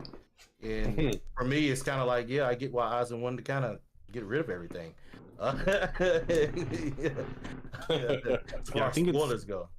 It did take on the corruption part of the Soul Society. But, Yu Yu Hakusho had certain episodes with enemies that were just downright human, but yet grotesque, like almost showing you the very dark side of a human nature, dealing with all the supernatural stuff they deal with. I forgot that one that really done that, it handled that, it challenged it. I said the Dark Tournament, but the best was actually the former Spirit Detective arc, or the one Chapter Black stuff. Chapter Black. That was the best one.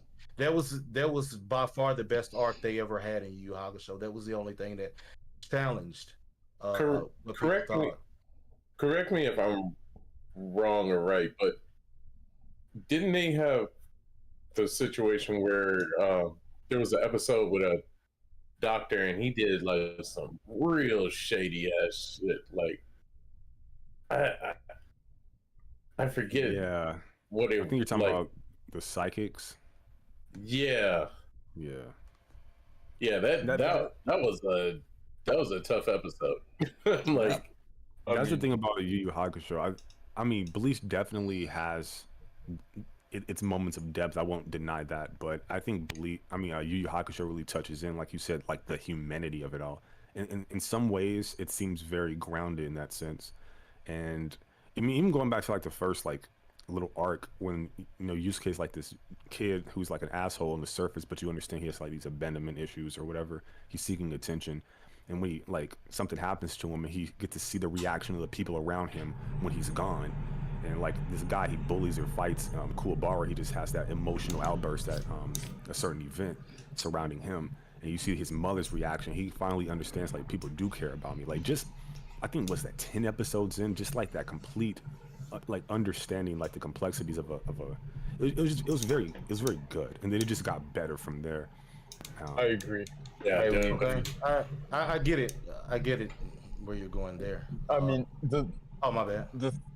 Oh no, I was just gonna quickly just put this comparison out there that Full Metal Alchemist had like its dark moments too, but I frankly didn't enjoy the anime that much. Like I think it was decent, but it wasn't like groundbreaking for me at all. Hey, that was cool. It did. But yeah, not groundbreaking on Yu Yu Hakusho. Go ahead. I was gonna say, I think the reason why, and see, when it came to Yu Yu Hakusho, Yusuke wasn't one of my favorite characters at all. What? Wow, really? Nah. What? I didn't hate it.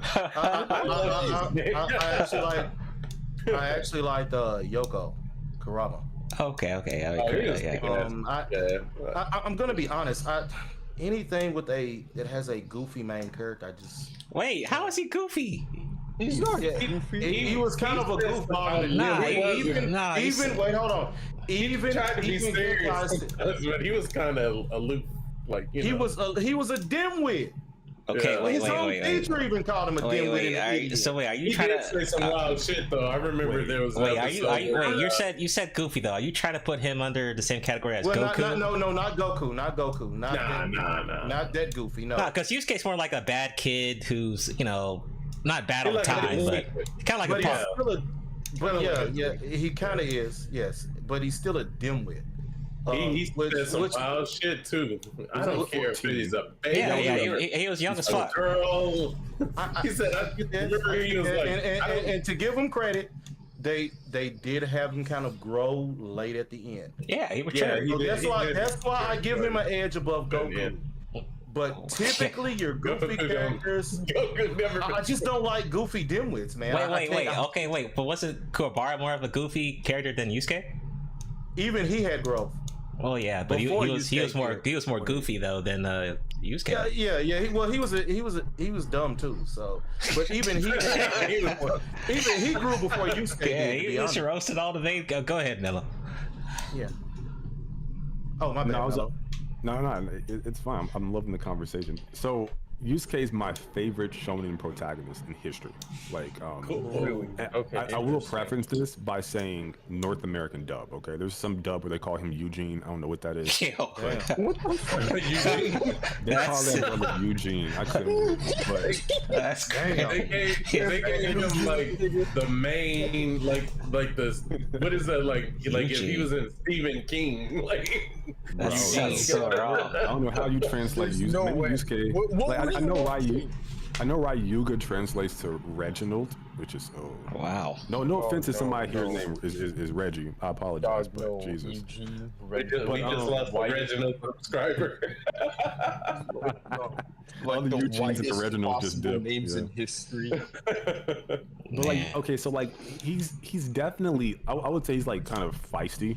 Like he's like a feisty little 14-year-old, but he's definitely like it's to mask his insecurity. Like there's an actual like narrative reason why he's like that, and I think his like witty, like he's like Spider-Man almost, where he has like or Nightwing, where he has like these little witty witty banter with. Yeah, he has like this. Oh this no, don't do them. Wait. I'm gonna explain. So like when Nightwing fights, he has like this witty banter with his enemies, and it kind of throws them off. The same thing goes for like Terry McGinnis' Batman Beyond. That's what threw Joker off, and the same goes for Spider-Man. Like he talks while he's whooping your ass, and that's what Yusuke does. He like trash talks you, B-word, all this stuff, flicks you off, and it puts people out of their element.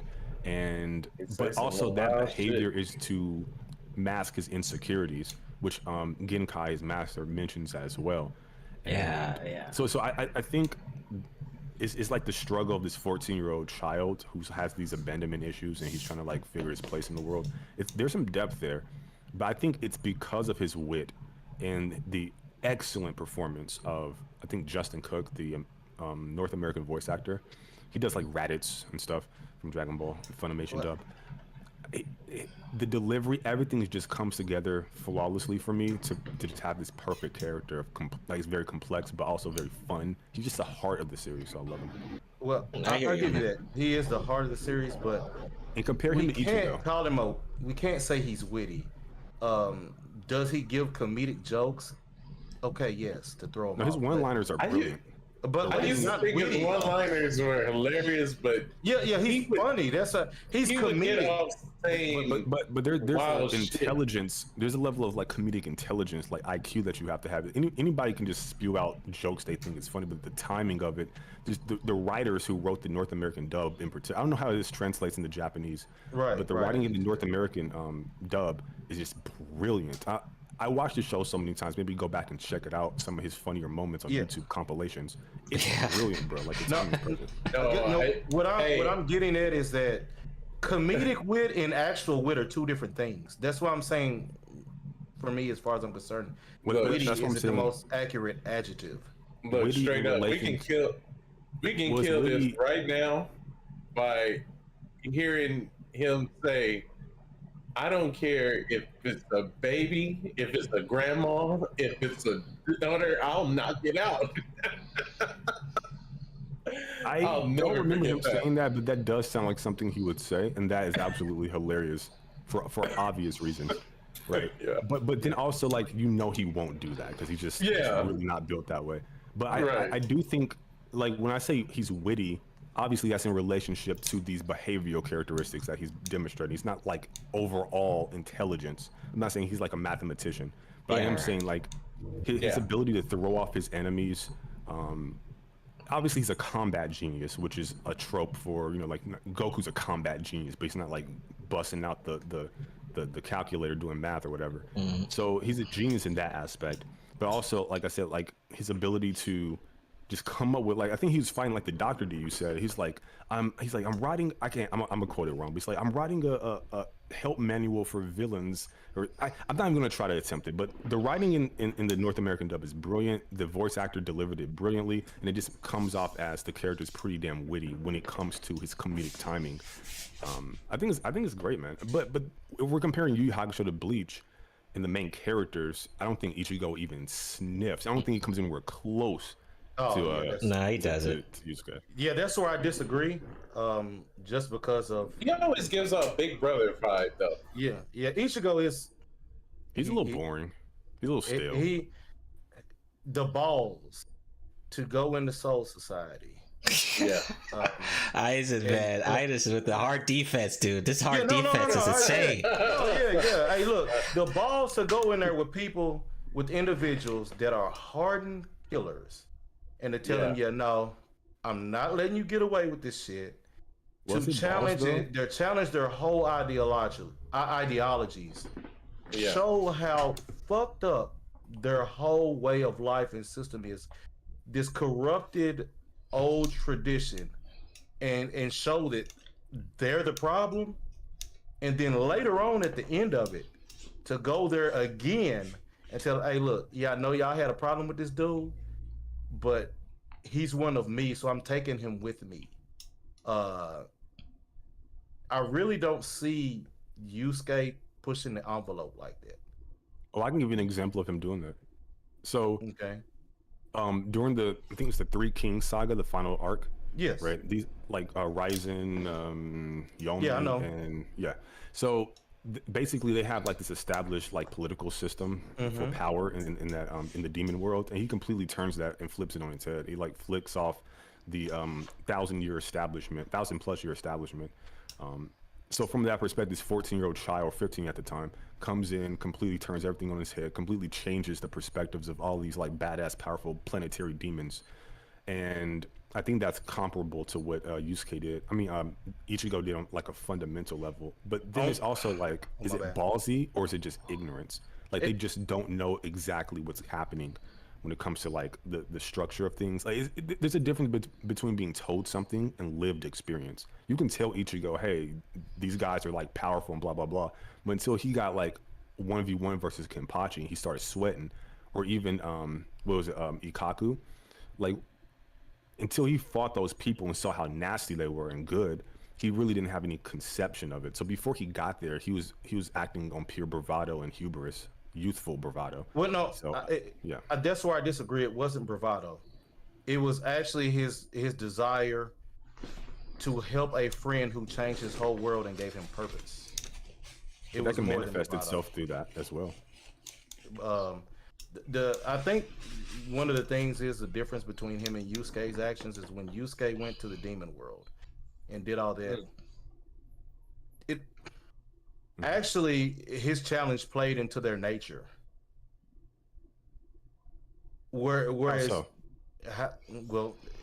they talked about how they used to just fight before they had the power structure. Whenever the guy who actually won, who said he was the big guy, who was his dad's friend, Ryzen.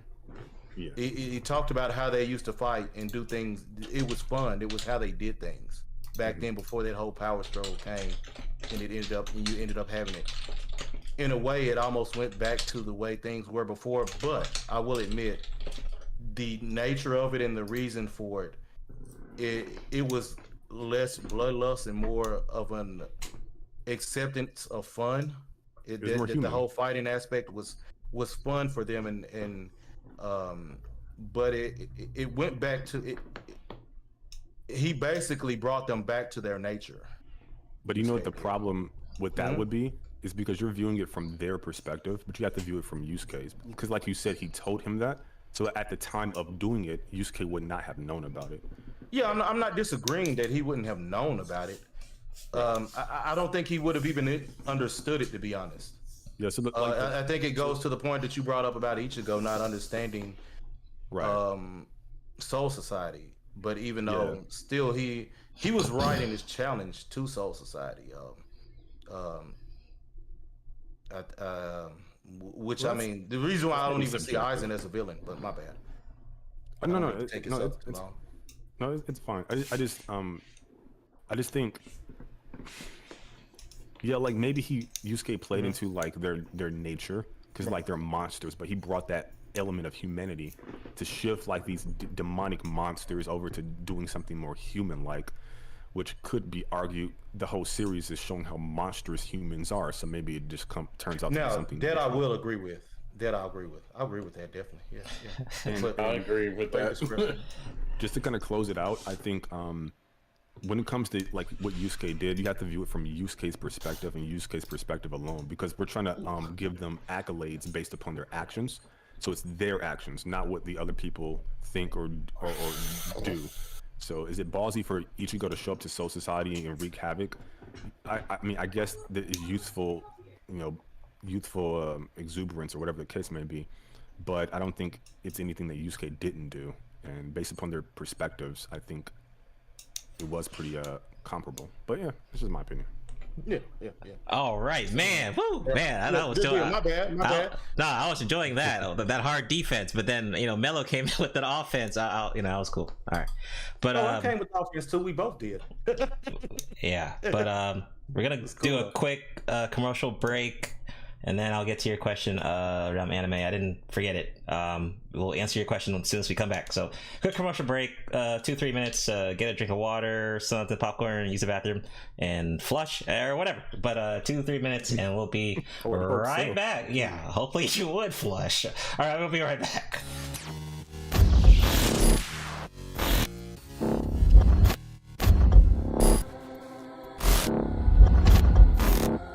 Ladies and gentlemen of the jury, we all lived through the 70s. The clothes, the music, the heartwarming but rarely amusing Ziggy cartoons. Now, later, who are we to look at these two fine young men and say, you there, I sit in judgment of you. Riddle me this. But there could be more to the case than meets the eye. Hadouken! What are you going to do, Space Ghost? I'm combining the stun ray with the force energy power. Your soul is mine. You seem to be well grounded in the case file, Detective. Tyrannosaurus! Or the stone pudding or something. I mix up some herbs and I come up with a dandy glass of this bicarbonate of fig leaf. Yomigare! Nebula-chan!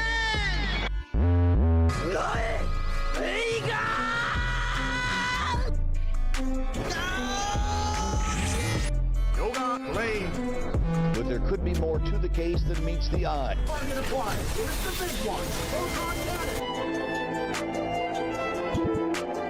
Always winterize your pipes. Your soul is mine. By your powers combined. You seem to be well grounded in the case file, Detective. But there could be more to the case than meets the eye. Why so serious? Riddle me this. Haven't had a lot of company in a long time, but if I were expecting some, I'd whip up a really substantial meal. You see how strong I am? From eating all of this stuff. 俺はスーパーベジータだ。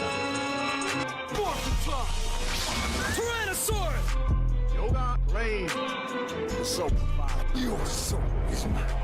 But there could be more to the case than meets the eye. Hadouken!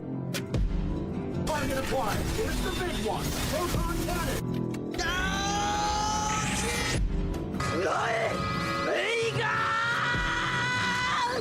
By your powers combined.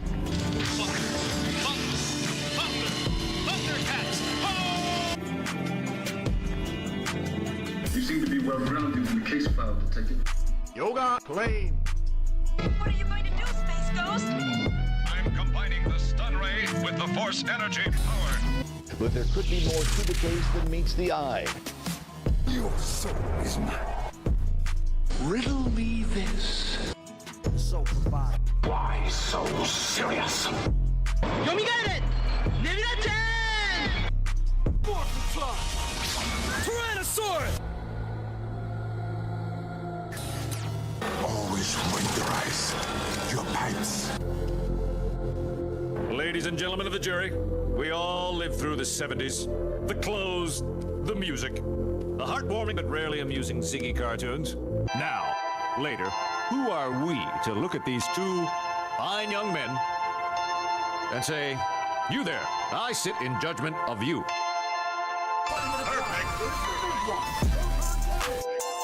Why so serious?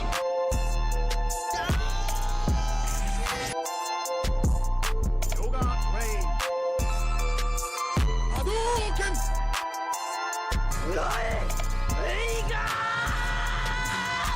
But there could be more to the case than meets the eye. Your soul is mine.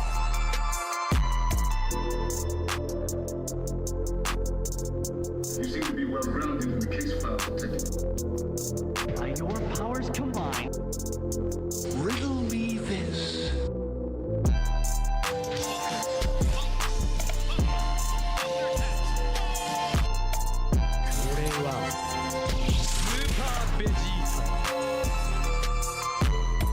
But there could be more to the case than meets the eye.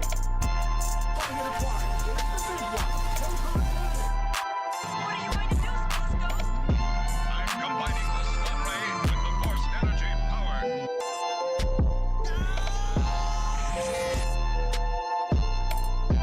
Always winterize your pipes. Your soul is mine. Yoga plane. By your powers combined. Hadouken!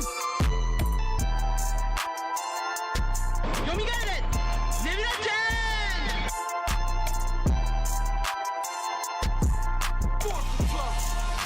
Tyrannosaurus!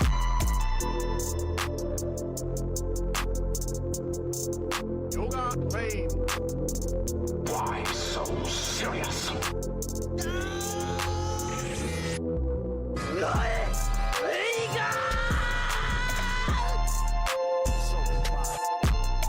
Ladies and gentlemen of the jury, we all lived through the 70s. The clothes, the music, the heartwarming but rarely amusing Ziggy cartoons. Now, later, who are we to look at these two fine young men and say, you there, I sit in judgment of you.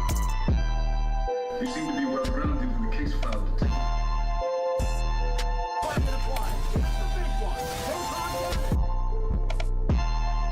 But there could be more to the case than meets the eye.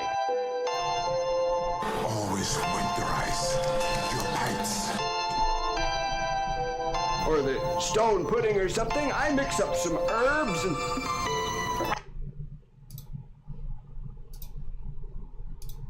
All right, welcome. We're back for part 2 after intermission, episode 36 of Otaku Jump podcast. I'm your host, SoulProvider, with my co-host and special guest, Mello.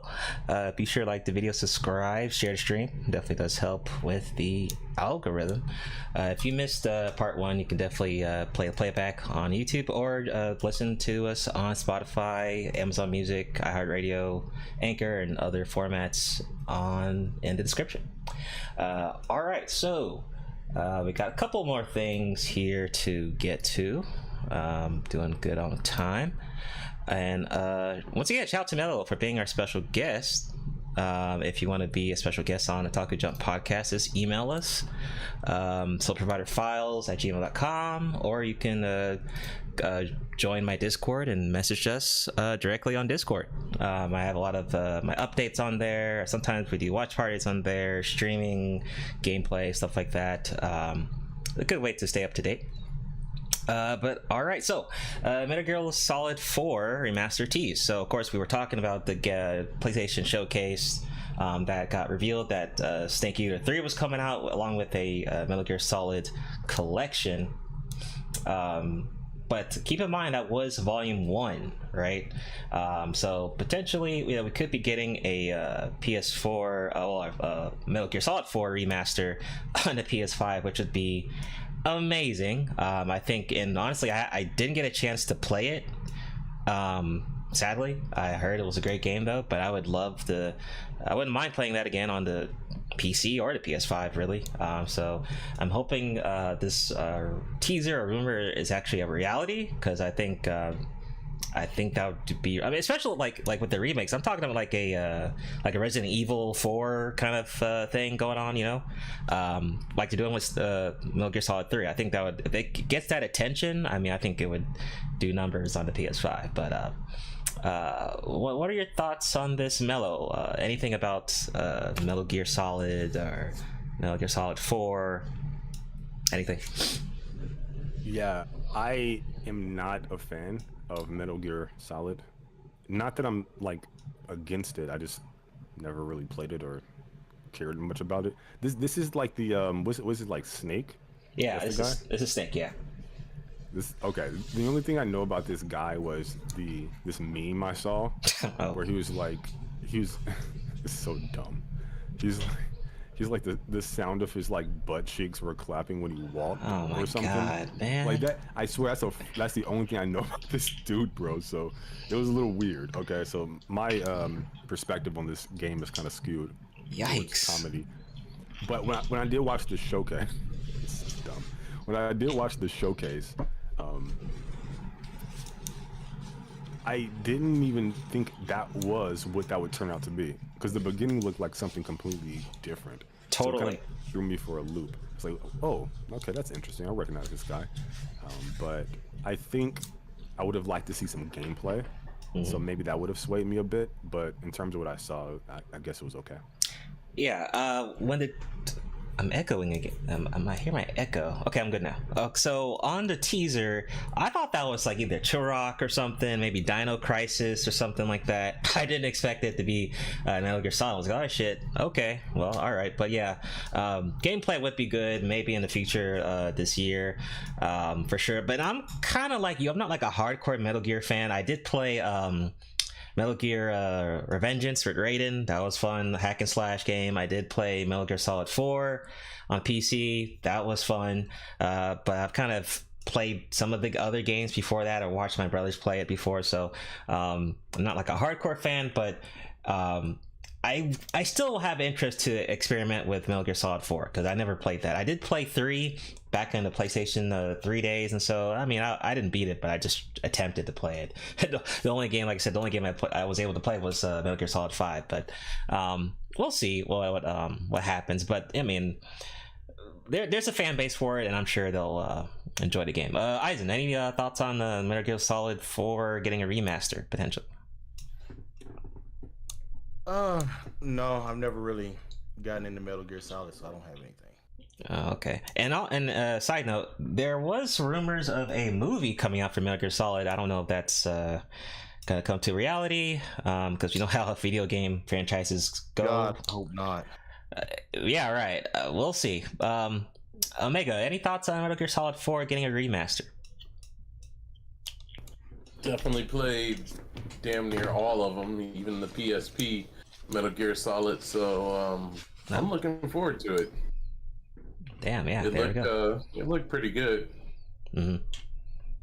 It's crazy they made Big Boss almost look damn near more mean than he did on the PS4 one, and that's, he got the like horn sticking out of his head and shit. Oh So yeah. Okay, yeah, Metal Gear Solid 5. Big Boss. Yeah, so man, I'm so confused by that. I like the lore, but it is kind of confusing to me. I'm not gonna lie. It's confusing because they had clones and shit into it. But like when you watch those lore videos on this franchise, it is pretty interesting though. I'm not gonna lie. Oh yeah, Kojima is a freaking masterpiece, dude. Like it's, I think it's just awesome, man. Like so. Mm-hmm. That's where I'm at, and I'm strapped in for the G's. Okay.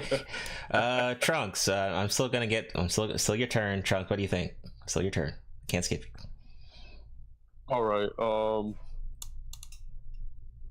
Don't know anything about this, so probably best if I don't say anything to this one. Okay, gotcha. No worries. Oh, and then to your question, Realm Anime. So Realm Anime asked us a question. Let me see. Let me get to it. Yeah, what are our thoughts on Hell's Paradise? So Hell's Paradise, samurai anime, it's gory as shit. I actually enjoy it. Did it end? Because I was waiting for episode 9. I don't think episode 9 came out, or did it already end? I mean, if it ended, that sucks. But I was enjoying a lot of action, a lot of gore, stuff like that. It was pretty cool. It's pretty cool. I'm enjoying it. Did anyone else watch Hell's Paradise this season? Just first I've heard of it, so I'll have to check that out. I've been watching it a lot on Crunchyroll, so I think I'm to the episode 5. Yeah, but it's a good anime. I actually like it. I like the whole. It's kind of almost. It reminds me of like survival horror. Ah, okay. But also with a take of like the executioner's duty, and then also what a ninja is almost similar to an assassin, but still deals in the art of dispatching your enemy as quickly and effortlessly. Seems like less painful. I mean, some of the stuff that main character does though is when he goes berserk, that's crazy. Just doing like one-shot kills, fatalities all over the place. Yeah, that show's crazy. Thanks. But it's really good. Yeah. When you watch it, I this might go like far out of, but like I said, it seems like survival horror, but I feel like I'm watching Dark Souls a bit. Oh, okay. Yeah, I could see that. Kind of like Neo. Yeah. Or what's that other game that came out from Dark Souls? The samurai game was super difficult. Oh, Bloodborne? Nah, not that. The other one. Sekiro? Yeah, Sekiro, like that. Oh, Sekiro? Yeah. Okay. Yeah. Right, I butchered that one. Yeah, whatever. I was like, what? I didn't realize that one was associated with Dark Souls. Oh. Man, that shit is so hard. I couldn't play it. I just have to watch the game. That's a hard one. I was just gonna say, thanks. I didn't know about that anime. I'll got it queued up for me to check it out. Oh yeah, man, it's good. Yeah, it's I'll dope. definitely have to check it out. Mm-hmm. I guess I'll ask later or something. But anyways. Mm-hmm. Yeah, no, I think Hell's Paradise is pretty amazing. I'm kind of watching it on Twitch right now for my reaction channel, and it's funny. I think the main character is kind of an oddball, but yeah, he is odd. Like, he is very odd. endearing way, in a very endearing way. So I think it's pretty cool. Obviously, like the ninja samurai stuff is right up my alley, but also kind of the mystery of it. Mm-hmm. They're nothing the same, but it kind of reminds me of this anime like Summertime Rendering, to where there's this element of mystery and kind of wonder about the world that you're kind of occupying at the moment, and you're curious about discovering that mystery, and then also you have cool fights and character development on the side. So it's pretty good. I think it's like 9 episodes or 8 episodes out. So yeah. Someone else mentioned that. Shout out to Shang. He mentioned that Summertime Rendering. He said I should check that out. I definitely need to add that to the watch list. Currently though, I'm watching a lot, but the newest one I added recently was Dragon Quest Adventure of Dai. Man, that's just actually kind of dope. It feels like I'm watching Dragon Ball though. I'm not gonna lie. When I'm like, I swear I thought I saw Piccolo. I'm like, yo, was that Piccolo? I was like, yo. I'm good then. Never mind. Dragon Quest Adventure of Dai. That shit's dope. Yeah, it's made by the same guy, I do believe. Oh, but yeah. You don't like Dragon Ball? Akira Toriyama? It's Dragon Ball is nothing but a glorified fight fest. I grew out of that. Oh man, I'm look. I'm not look. I mean, yeah, it's fun, but there's no real writing to it. Okay, no. But listen. You mean in totality? I'm telling you. If Gohan became the main character after the Cell arc, I'm telling you would have liked it. Trunks, if was a fish, I'd be drunk. Yeah. Trunks defending Dragon Ball. Yeah, that's ironic. Okay. Trunks was one of the most like multi-dimensional characters in Dragon Ball as well. Okay, just Goku who ruined the franchise because he just got like dumber. Like after no, he didn't get any dumber. He was dumb. Yeah, he did.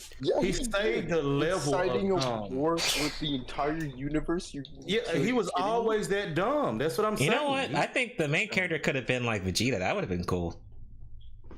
Toriyama hates Vegeta. I've never heard that take. I would have enjoyed that. I like Vegeta, but Toriyama hates Vegeta. Yeah, that's I want to see like Swag Kage or like some other like fancy anime YouTuber make a video on that. What if Vegeta became the main character of Dragon Ball? I feel like that would might be a video already, because there's a lot of what if Dragon Ball channels. That might be another video. I haven't seen something like that. I've seen what if Gohan was the main character, what if Trunks was I haven't seen Vegeta. That would actually be quite interesting. That would though. It would. Yeah. That would be hella cool. I think Dragon Ball has some depth around. I mean, there's. Oh, you talking about the original Dragon Ball from like what, the 80s, 90s, or the whole franchise? Yeah, that's why I was asking. Like, do you think it's like kind of shallow in totality, or just some specific segments? No, I think it's shallow in totality. I think it's some specific segments. For me, I think it's shallow in totality.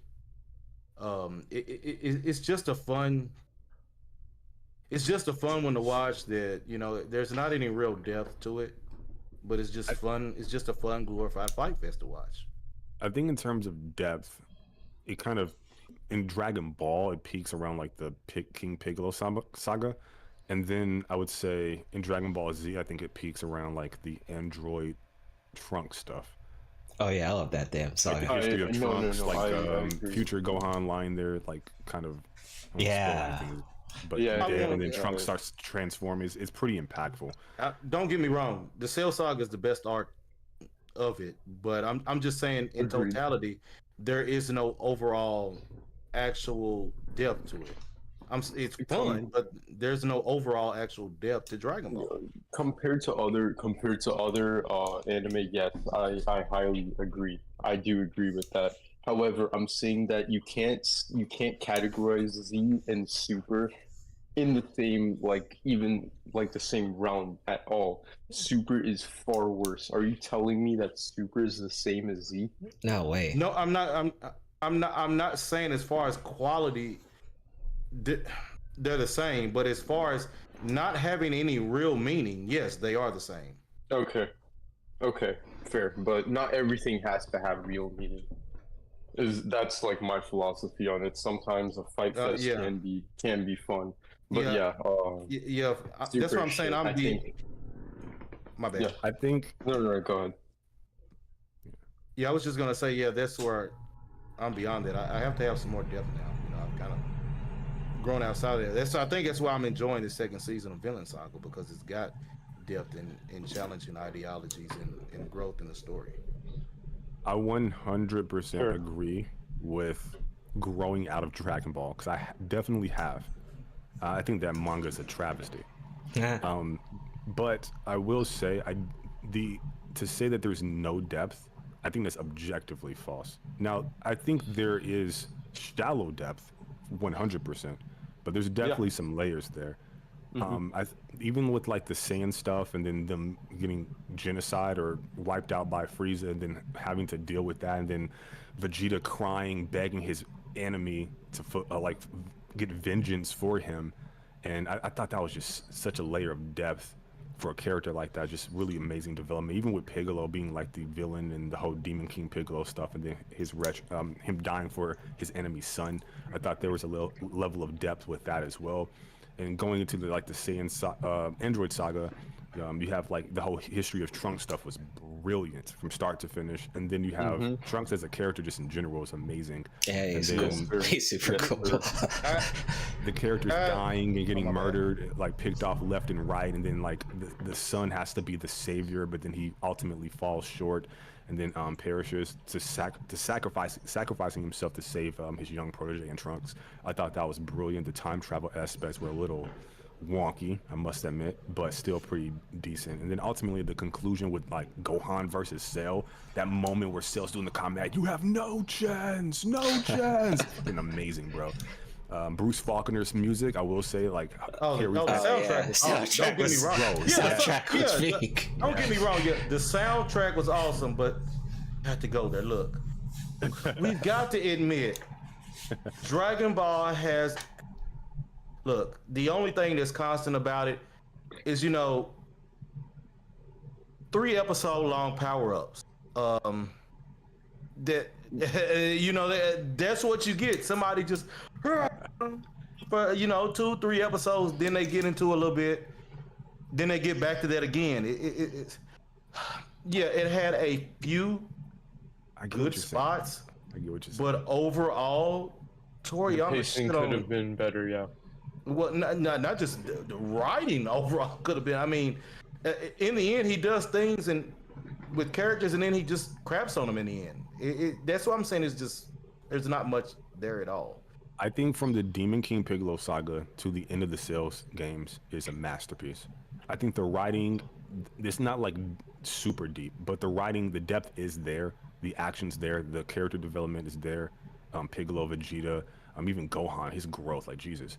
Trunks, all of it. That's what I'm saying. It's just a mass. There's a reason why it was like that show. There's a reason why it reached the heights. Because you had nothing else at that time except Sailor Moon. Oh, you had a lot, bro. Sailor Moon was peak. I'm gonna hold you. Sailor Moon was peak. What? No, Sailor Moon was peak, bro. I don't remember. That's what I'm saying. That's why Dragon Ball hit, because you at that time. That's all you had. All the others, they were pretty much old and reruns. You had that started the wave. Oh yeah, of course. Gundam. Anime here for America. Dragon Ball Z did. We'll talk about Toonami, right? You had Gundam Wing. G Gundam was okay. Look, I'll admit it's a guilty pleasure of mine. It wasn't great. Yeah. When Duke comes up, this hand of mine is burning. I was actually going back before Toonami. Shining finger.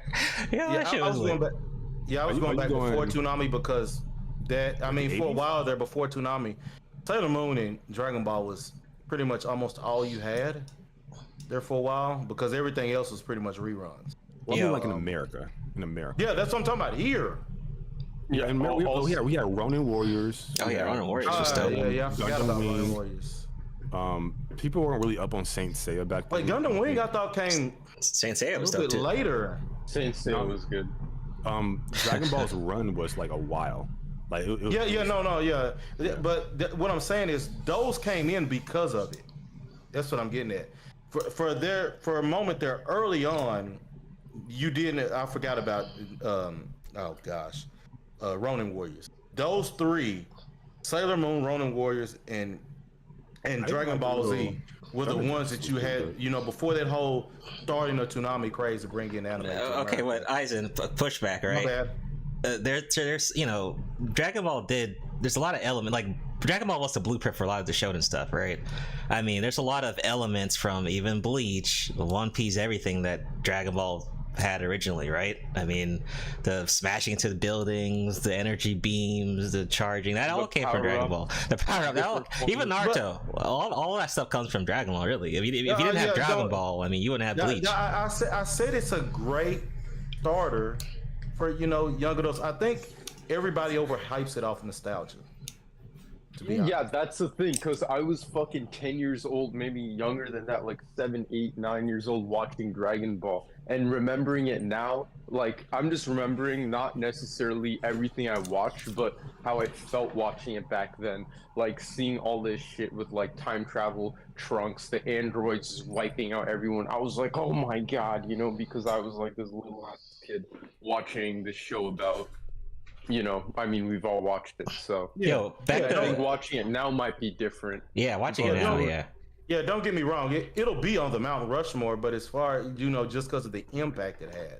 But as far as being well written, yeah, I can't do that, man. Yo, yeah, because Toriyama's so inconsistent with so much shit that like we've seen so many plot holes. Yeah. Well, I think like Toriyama borrowed concepts heavily from like Star Wars and Terminator, with the whole like Trunk stuff specifically. And like I said, I think the Demon King Piccolo stuff to like the end of the Cell Games was a masterpiece. And my argument isn't that there is like a lot of depth. I do think it's a bit shallow in comparison to newer stuff because they've had time to learn from their predecessors. Whereas Dragon Ball was kind of like, hey, I'm your granddaddy, right? Like I'm the first guy you're learning from. Right? So they didn't really have much to base their stuff off of. And I do think my argument is that there is depth, right? Vegeta, at long last, I have ascended, and then he gets beat and gets his arm broken. And he's like, maybe there's higher heights for me to ascend. Like, it's like that scene where he like looks up, and he's like, the rain comes down, like the sun beams down. Yeah. Bruce Faulkner's music's like it's fucking amazing, bro. Like it's really, really, really good, and there is some depth. There absolutely is depth. But I must admit, the newer stuff is kind of. That's what I'm saying. That's what and see to that point you just made there, with them being the granddaddy of it all, everybody doing better, and you come back with Super. That's absolute. That should have never crap. been made. That should have I mean, it's worse than what you did Super before. Super is just junk food. Like that's what I'm saying. That you can't. You can't argue for it being real depth there. Was that fun, incredible writing from that timeline? You just yes, that was fun, incredible for that timeline at that time. Yes, but Super just it just proves it. It just proves that there is no depth to Toriyama's thought and everything. So.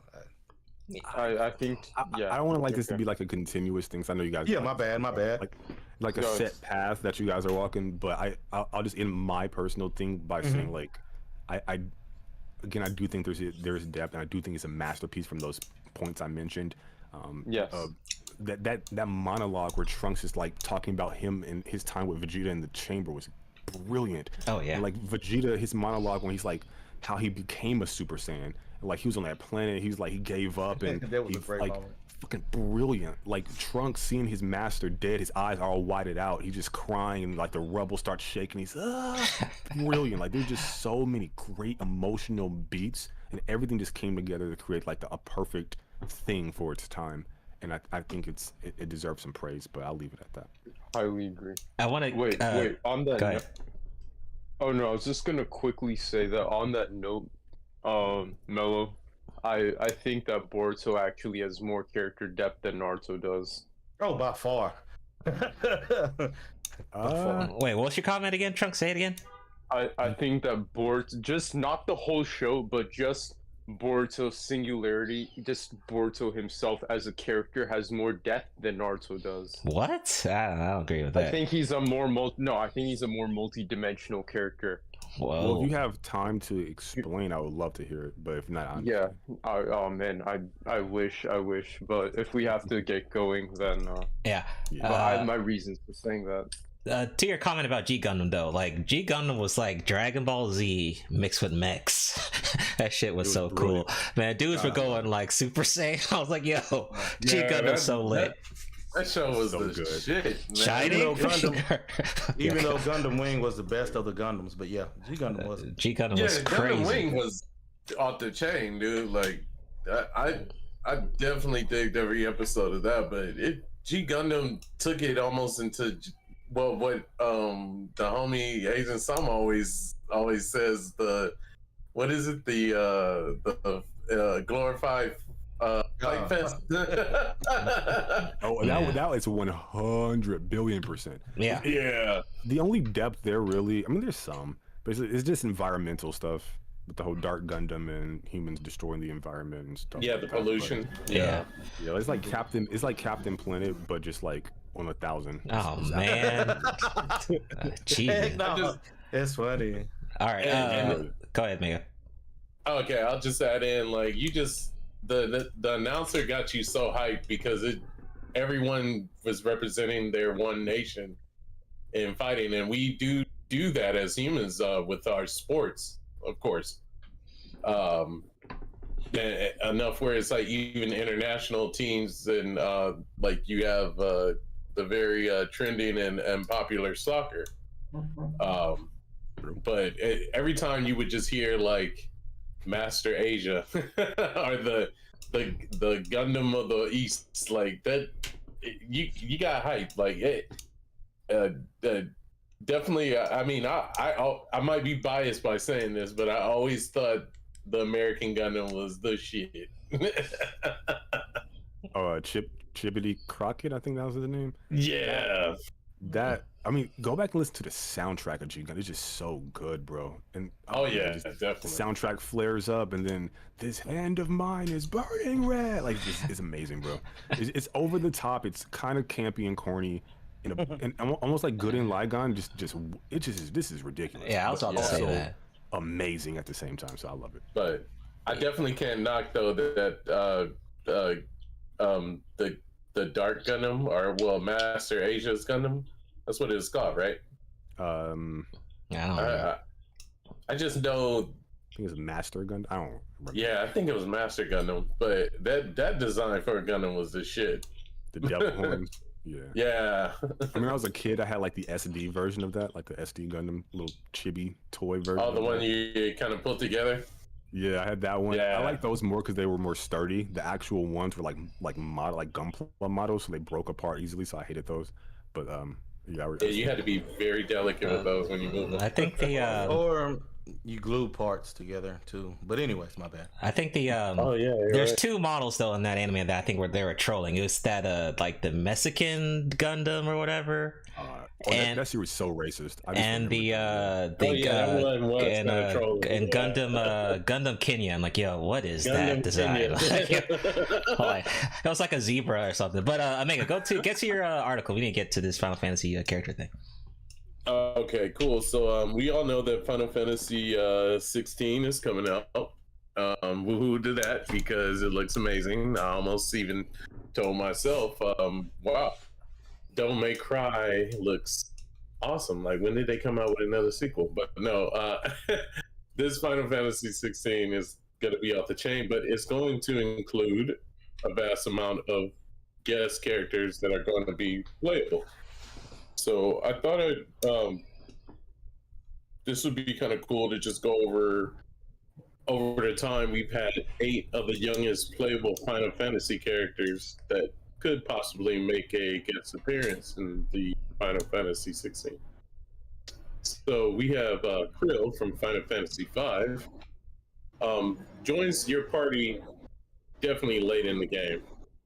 But you do have Galoof, which actually dies within a very self-sacrificing way to help Bartz out and the whole party.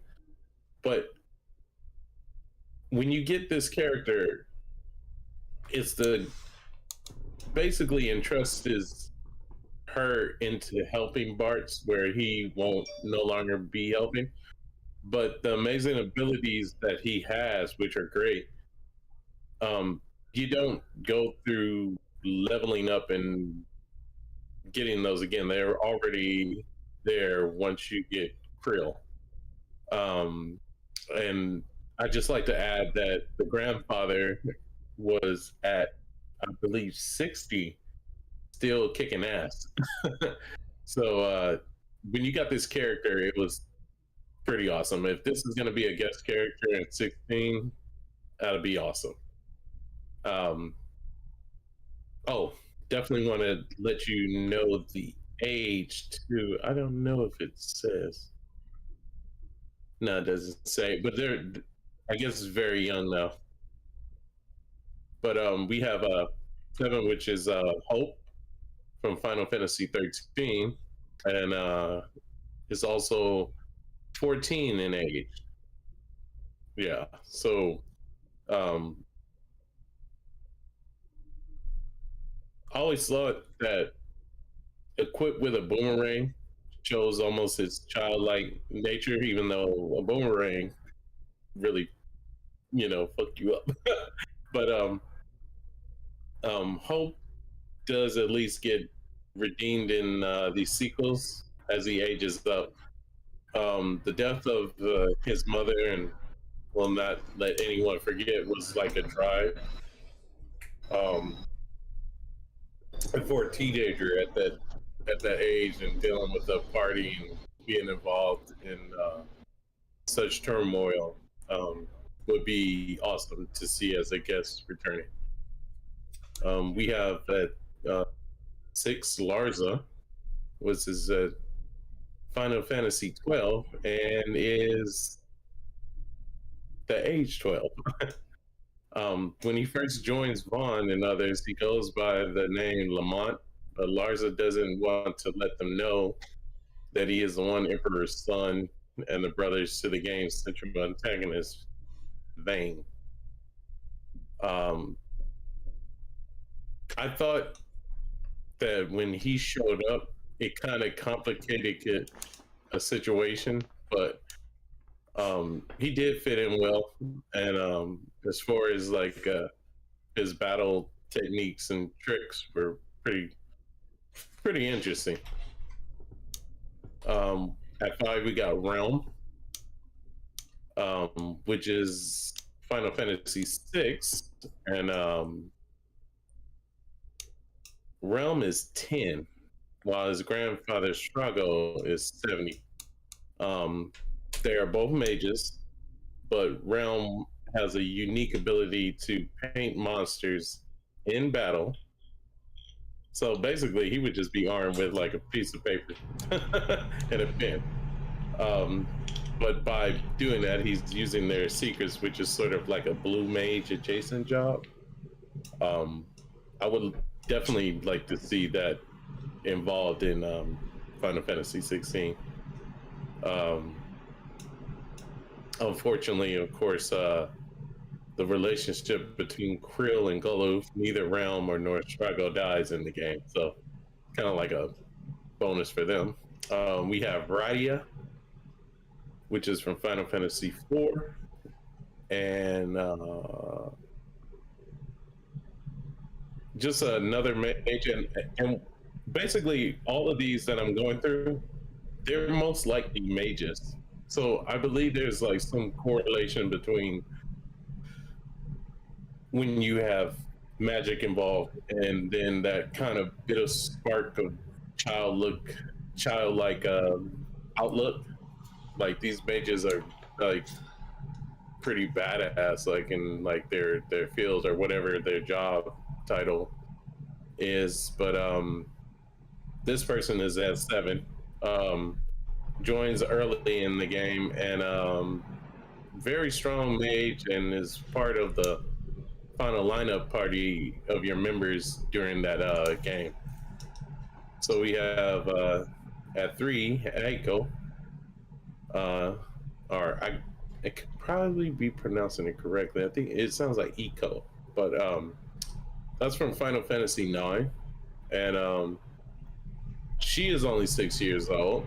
An orphan of the game, raised by Mughals, and subsequently used to belong to summoners before they were wiped out. Summoners in this game are the human-like race with distinctive horns on their forehead. Eco has hers intact, but Garnet has removed as a child despite her small size. Once again, as we're seeing a pattern, another mage, or as well it said, summoner. We have at 2 Polum and Parum. Polum is a black mage, and the sister is a white mage. I thought these two were like they're like the perfect tandem to be in a party, but at their ages, like one, I believe at 5 years old, and the sister is the same age too, so they're like the same similar ages. they make a very, very tough decision in Final Fantasy IV, where at a young age, coming to grips to making a sacrifice that they turn to stone so that the party doesn't get crushed to death.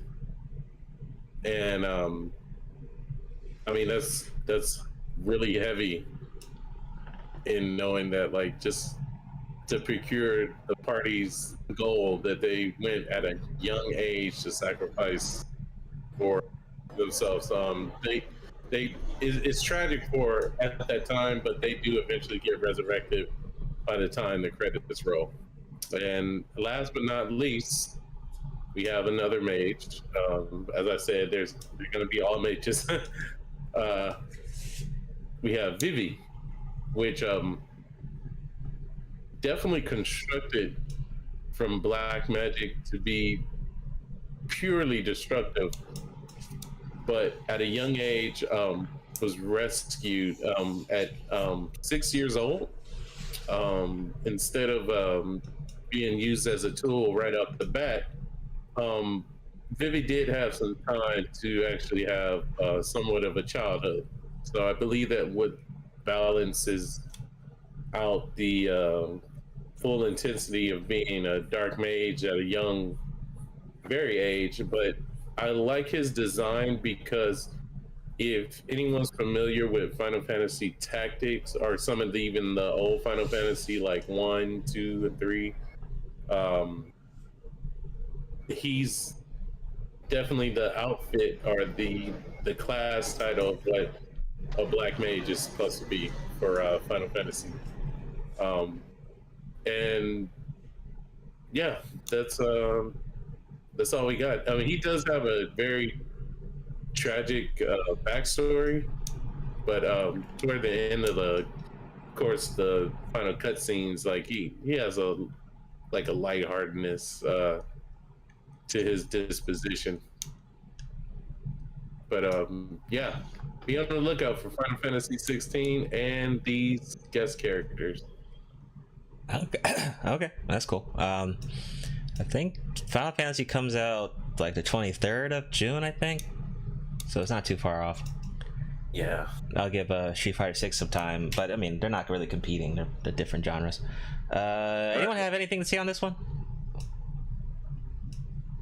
I got nothing. I really don't know anything on Final Fantasy, so. Yeah, I'm not. Final Fantasy. I think I watched something on Netflix once. It was pretty cool. Some guy with like half a wing or whatever. I don't know anything about Final Fantasy, outside of the interesting fan art of some of the girls. But that aside, I think it's an interesting world, obviously, and I'm trying to give you something, bro. I got nothing, bro. He tried. Hey, he got into Final Fantasy VII, which was the guy with the one wing. You described Sephiroth, so hey, you in there? I appreciate it. Trunks, anything? I know Trunks, but still, anything? I gotta, come on. Anything, Trunks? Trunks about to be dry. Like, what? Trunks, are you there? Oh god. Trunks died. Okay, we gotta go get Trunks. Trunks died on stream. Let me go get a Phoenix down. Oh, Phoenix down. All right. Okay. Well, let's keep going. All right. So, rapid fire. I'm gonna be a bit quick with these. So, Mortal Kombat 1 DLC characters got leaked by Amazon listing. Of course, you guys know everything gets leaked nowadays, so no surprise there. So according to a listing on Amazon Italian, 6 characters coming to the stage of Mortal Kombat are Quan Chi, Omni-Man from Invisible, Ermac Peacemaker, DC Peacemaker, Nikita, and Homelander from The Boys. Dude, I cannot wait to use Homelander. Like, Homelander is perfect for Mortal Kombat, actually. Omni-Man is perfect. You know, this I might be lagging a little bit, just let me know. But I think that with those characters you mentioned, that's probably a must get. That's crazy. Yeah, because we all know, of course, Ermac, he's a favorite for the Mortal Kombat community, but then Homelander and Omni-Man? out? Like what? Homelander and Omni, man, that's gonna be crazy. I see a lot of people picking that, like those matchups. Yeah. Has everyone seen Invincible here? Yeah, totally. I've watched it. Yeah, I've got to watch it. I've seen it. Yeah, like that. Well, I'm not gonna spoil anything. That final battle between the characters in the city, like if that's like his finisher, where he's like dragging somebody through like a train of people. Oh yeah, God. Yeah. Oh yeah. Oh man, that does fit Mortal Kombat. Though. That does fit Mortal Kombat. Yeah, it's perfect. Yeah, you know what? The only thing I gotta say is, man, this is why it's difficult for me to have the desire to buy a fighting game when the DLC is characters that should be on the game. Okay, so the reason why, I mean, of course, okay, so the fighting game community, right?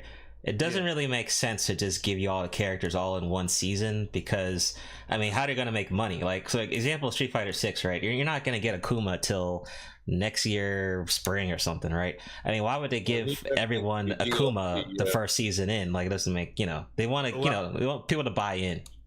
I get it. Yeah, you got to make a boatload off of it. I don't know. For me, when it came to fighting games, the only thing that made sense was having to fight to get special characters. But that's right. It's old school. I think that option is still available in certain games. This depends on the game, but like even like adding one character to a roster like changed the whole tech. It changes everything, the meta, everything, the matchups.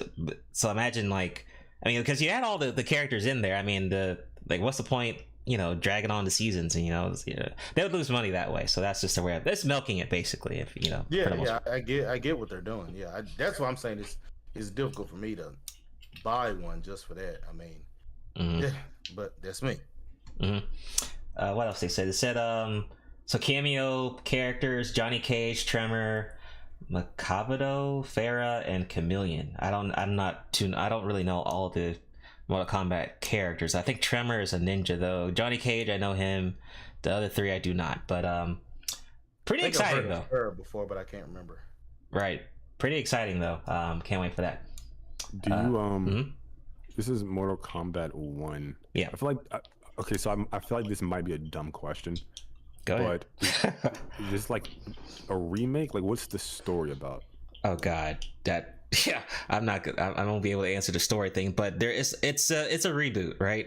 I think the last game was Mortal Kombat 11, so technically this is not Mortal Kombat 12, but I guess you could call it 12. But I think they just wanted to kind of do like a reboot and just start from the ground up, Basically, I was just gonna say, basically, Liu Kang has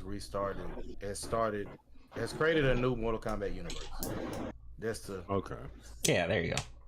So it's like a nostalgia bit, not a one-to-one remake, but kind of like. No, this is a brand. This is like a.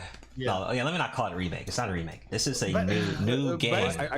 I guess I'm wondering why they call it Mortal Kombat 1. Like, basically, it's you can look at it like an alternate universe. Okay. So Mortal Kombat has multiverses, huh?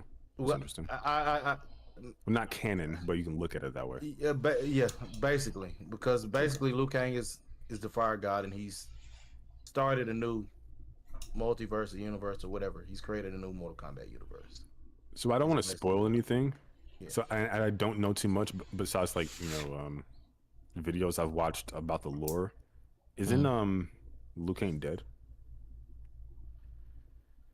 I mean, in one of the story modes, he might have been. I didn't really play all of them that, so I don't know. Yeah, I don't know, but somehow they got it to where he became a god. That's all I know. Yeah, right. Right. But exciting, still exciting. I mean, I can't wait to play it and try it out. Peacemakers too. Fantastic show. Love that show. So that could be really fun. Okay. Wait. Now that we talking about John Cena, did anyone watch Fast X besides I watched it? Anyone else watch it? I have not seen anything. Watch which one? Fast and Furious 10, basically. X. Oh, no, I haven't. I haven't seen one since what was the last one? I think the last one I watched one was with Charlize Theron, maybe. All right, so I'm gonna roast it. because I'm a movie guy, right? I have never walked out of the theater till Fast X, bro. I was like, yo, I gotta get out of here, dude. Like, and that refund? No, oh, you didn't finish it. I left. Nah, I left that shit. So worldwide, 500 million. Worldwide, so 500 million is actually pretty good, honestly. They have the whole rest of the year. May 19th, so not too bad. Not too bad. It's not bad. Oh, a couple of days, and it's got a cult following. Yeah, it's hardcore fans. But it felt like I was watching like a bootleg Power Rangers Turbo movie. That's what it felt like.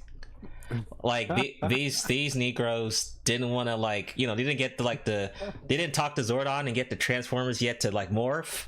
So they're just in the cars fucking around for an hour or so straight. That's what it felt like, bro. I was like, okay, I gotta get out of here. It was just getting corny. Like, it was getting mad corny. I had to leave. I can't think of a worse insult than comparing something to Power Rangers Turbo.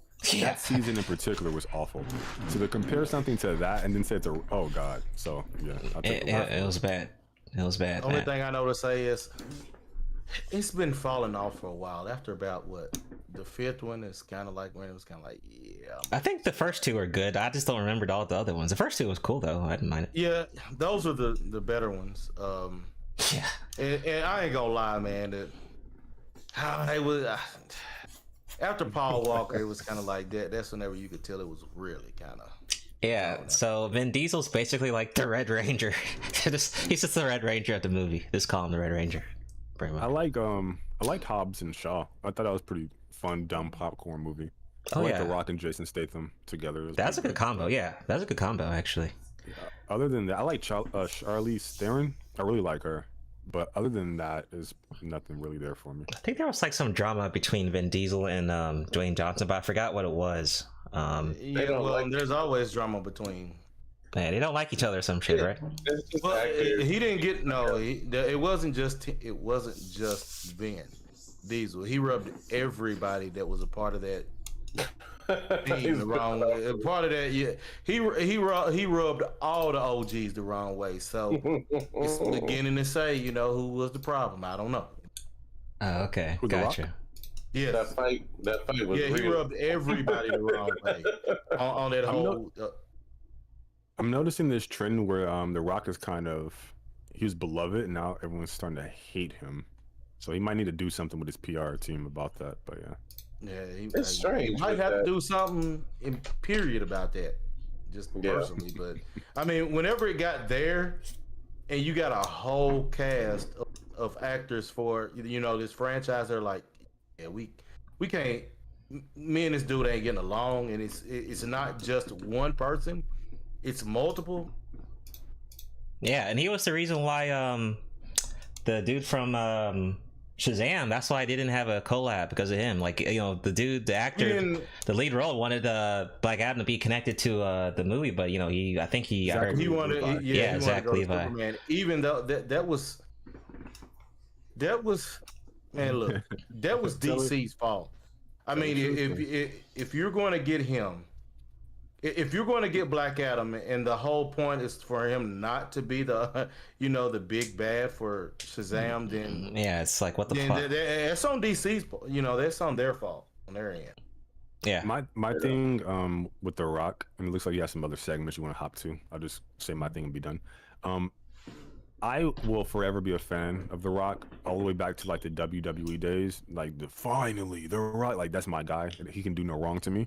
So for me, like, the whole Shazam thing, like, bro, don't nobody want nothing to do with that movie. That movie, the first one was ass. I can't really speak to the second one because I skipped it. It was pretty bad. If I were The Rock, I wouldn't want my guy in there. Like, I wouldn't want to be associated with that. I would want to do something with Superman. So from that perspective, I completely understand. I can't really speak to the Fast stuff because I'm not really into that franchise like that. But, that's just my thoughts on it. Yeah, I just wanted to give Fast X a chance, Say, okay, why not, And then I was like, okay, never mind. But you walked out. Yep, walk the fuck out. I'm not. That's bad. That's bad. Weren't they? I don't need this shit. And they were street racers, and then they became like international criminals, and then they became super spies. Yeah, I don't know how that transitioned. It got weird. It definitely got weird. There's only so much you can do with a car. It's crazy, but yeah. But going back to DC, anyone watching The Flash next month? Because that comes out next month as well. No, I am not. I am conflicted because I don't want to support the guy who plays the Flash. That's what I said last time. Okay. That's what I said last time. I'm starting to hear a lot of people do that. You don't want to support you don't want to support the Full Metal Alchemist, Mello? Hold on, what? Kid Snatcher. Yeah, the Urza. He used to cosplay. He used to cosplay a lot as Full Metal. Cosplay. Yeah. He did. Yeah, he did. I didn't know, but yeah, I don't want to support. What Agent Summer said was more. I will say this though. Loophole. I am. But he's not the only loophole. Yeah, he's not the only person involved with that project. There's like hundreds of people who worked really hard. So I can't just like, throw the baby out with the bathwater. I don't even know if that like analogy fits this situation, but just here's what you gotta do. Soul will go in there and throw a streaming party in the theater, and then we all watch it. Yeah, like okay, let's just rely on me and shit. Okay, drunk. I'm not. Look, that's I don't. I have SoulProvider. This situation, I have no problem with throwing the baby out of the water. Even before the whole kid snatching thing, the dude always rubbed me wrong. I never liked him as Barry Allen anyway. Just the awful Barry. I don't know. It awful. just I didn't really care much. I didn't really care much. His movements were awful. Yeah, that run was so weird. I mean, didn't it seem like they could have went with the CW guy? Yeah, that would have been much better than what. They could have been much better. I love me some Grant Gustin. That's my guy. Man, I didn't like him as anything. I didn't like him as Barry Allen or the Flash. I just, it was just god awful. Okay, who would you choose instead? Who do you choose instead? I'm gonna be honest. The CW Flash. If I'm honest, yeah, I'm not doing Barry. I think Wally is a much better Flash. He's not as powerful, but Barry Allen, he's like unseasoned oatmeal. No, that's not what I was asking. Who would you choose instead? Unseasoned oatmeal. Damn. Yeah, unflavored. Just water and oatmeal. Just dry as shit. Well, yeah, I mean, if you're talking about on that standpoint, the actual actors, like who you pick instead? I would have went with Grant Gustin. Oh, okay. Yeah, I think Grant Gustin would have been a fantastic Flash because he was a fantastic Flash. At least the first 3 seasons, to me personally. But like, okay, so if I get away from like the whole, emotional bits, at least as it pertains to Ezra Miller, I am super excited for what's the old boy's name who playing Batman? Robert. John Keaton. Yeah, Keaton. I'm really excited for Keaton. There's an element of like camp and nostalgia there that I'm really vibing with. So I really want to see like old man Batman. That looks really cool to me. Getting 2 of Ezra Miller is probably a problem for me. So we'll see. And the Superman stuff, Supergirl stuff, I don't know what that is, but I'm not really vibing with that. But overall, I think the movie looks fun. I think it looks good from the trailers. I'm actually kind of excited for it. The baggage really holds it down for me. I'm gonna see it. I might not pay to see it, but I'm definitely going to see it. So we'll see. Yeah. I'm not gonna see it. Damn. But I'm also not going to see this new DC either under Gunn. I know it's gonna be trash. I know it's just not gonna be good. Gunn is the only thing. He's a flash in the pan director. But see, so I know DC under him is just gonna be. Have you watched Peacemaker? Yeah. I never liked I didn't like the freaking Suicide Squad, so why would I even subject myself to that kind of torture? Peacemaker was better than Suicide Squad, I'd say. I don't like Suicide Squad. I don't like Guardians of the Galaxy, although I did hear this last one was pretty brilliant emotionally. I didn't like Peacemaker, but I have to say the Peacemaker show is, in no uncertain terms, fantastic. It's that opening alone It's just a brilliant show. Yeah. It's a brilliant show. I'll just have to pass. I just can't do it. It just doesn't. I don't know. It just doesn't do it for me. It doesn't. It's not a character that really kind of reins me in to even have an interest in it. What do you think? Like it was either Peacemaker or Walker Texas Ranger. Oh, I'm doing Walker Texas Ranger over here. Really? Like, what's the correlation? Like, I just thought I'd slide that in. You would rather watch that with the supernatural actor, dude? I'd much rather do that one too. I'd say watch that and also put that in the game. Like, that's where I'm going. That'd be random as shit. Jesus, how we get on Walker Texas? I don't know. That's a mega. I definitely like the OG one. So I never in my life thought I would hear that. I never watched that shit. Oh, I love the OG one. I loved it. Nah, never watched it. So, what would you do to like if you were like in James Gunn's position? What would you do for DC? Like your first 3 big moves. I guess. First 3. I'm okay. First 3. I'm probably gonna do Jon Stewart as a Green Lantern. Okay. What would I do next? Well, not I think the only one he has a chance of pulling off is freak. Oh gosh, I can't think of his name. What the golden dude? I don't know why. Booster Gold. Booster Gold. Yeah, Booster Gold. Yeah. God damn it! I think that's the only one he's got a chance of pulling off. Yeah, that's right up his alley. That's right up his alley. I think that's the only one he's got a chance of pulling off. Well, in terms of my question, like not necessarily projects, but just like moves in general. Like I'll give you an example. Like my first move would be to not do an ensemble thing. I would just do individual films and then build up to. I would start with Batman. I got you. I got you. Yeah. Yes, I would probably do that. The other thing I would say is, I would try to convince Matt Reeves. I guess that's who's doing the gooder Batman. He's doing Joker. No, he's doing Batman. Yeah, Batman. Sorry. Yeah. Hey, that's Phillips. He's doing Joker. I would probably try to convince him to have a series of movies for everything to lead up to the Court of Owls. Okay, I like that. Oh, good. I like that. I think that would be the best way. So convince him to have a Red Hood movie, to get that in there. And of course, Nightwing before that, but eventually have a Red Hood movie. I think Nightwing is on the table anyway. So you're starting with Batman, and you're starting with like an older Batman, like maybe his late 30s, 40s. Because you're talking Red Hood and Nightwing. Yeah. I mean, you're gonna have to have a series of movies. So Red Hood much later, I think. But I definitely think, bring in Nightwing. And then you could bring in Drake later. To eventually lead up to Nightwing. Okay, can I add in my 3? Say, I couldn't hear you. Of course. When you're done. Yeah. What now? Oh, go ahead, Agent. I'm sorry, I cut you off. I thought somebody had a question. I couldn't really hear. I know. I was just saying, like, it sounds like we agree you should probably start with Batman. Me personally, I would just adapt the Arkham series, at least up to like Arkham City.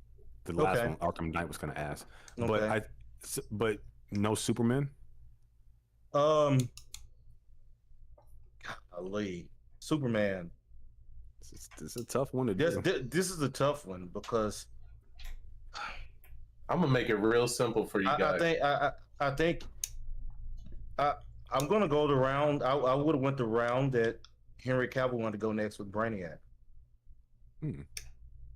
I think it's doable. That is great. Good. Yeah. Is Brainiac your intro or your in game? Not in game. Maybe. I don't think you really need it. I think he could be the intro because he's already established. But you could go Brainiac then Doomsday.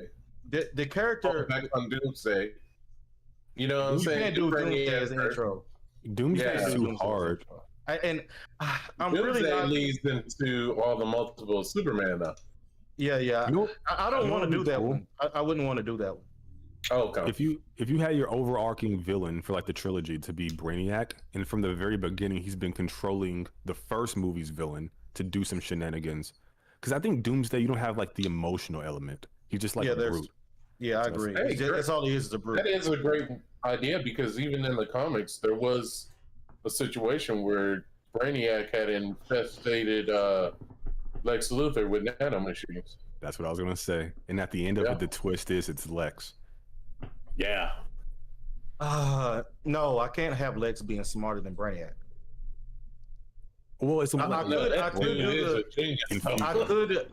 I could go the Justice League Unlimited route where they team up. Yeah, that's what I was going with. Oh yeah, that is a good route. But you know that okay, but like, I would leave that. I would leave Brainiac to Superman.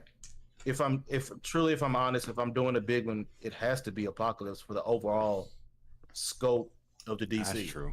That's true. You know, it has to be already set it up though, where we've already seen the post-apocalyptic future, which is probably hinting at toward the crime syndicate. Oh, and I forgot. The other movie I would have to do, it would probably be, I'd probably go with Hawk Girl. Shira. Hawk Girl. Okay. Yes. I really like, or I mean, okay, I'll take that back. For the overall thing of DC, either the big bad either has to be Apocalypse or it has to be the Thanagarians.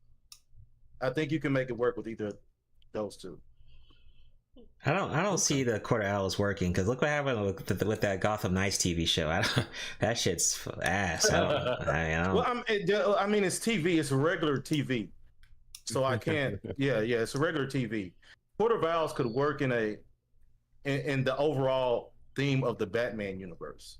Yeah, if you do... everything culminated just for the Batman universe, because I think that whole thing with Matt Reeves is going to be its own deal. Yeah, that's Elseworld. I think that's what James Gunn said. I don't know what he's talking about. That's what he said. I think that everything in that deal with Batman there, culminating to the Court of Owls, I think is the best. I think they can really do that. In the end, I think you could have a series of movies and it come to, I mean, because they're behind the stagnation and everything was wrong with Gotham is the Court of Owls. So, and they did Court of Owls in the Gotham Knights game, and that shit was still ass. That game was ass too. Love that shit. The story wasn't ass.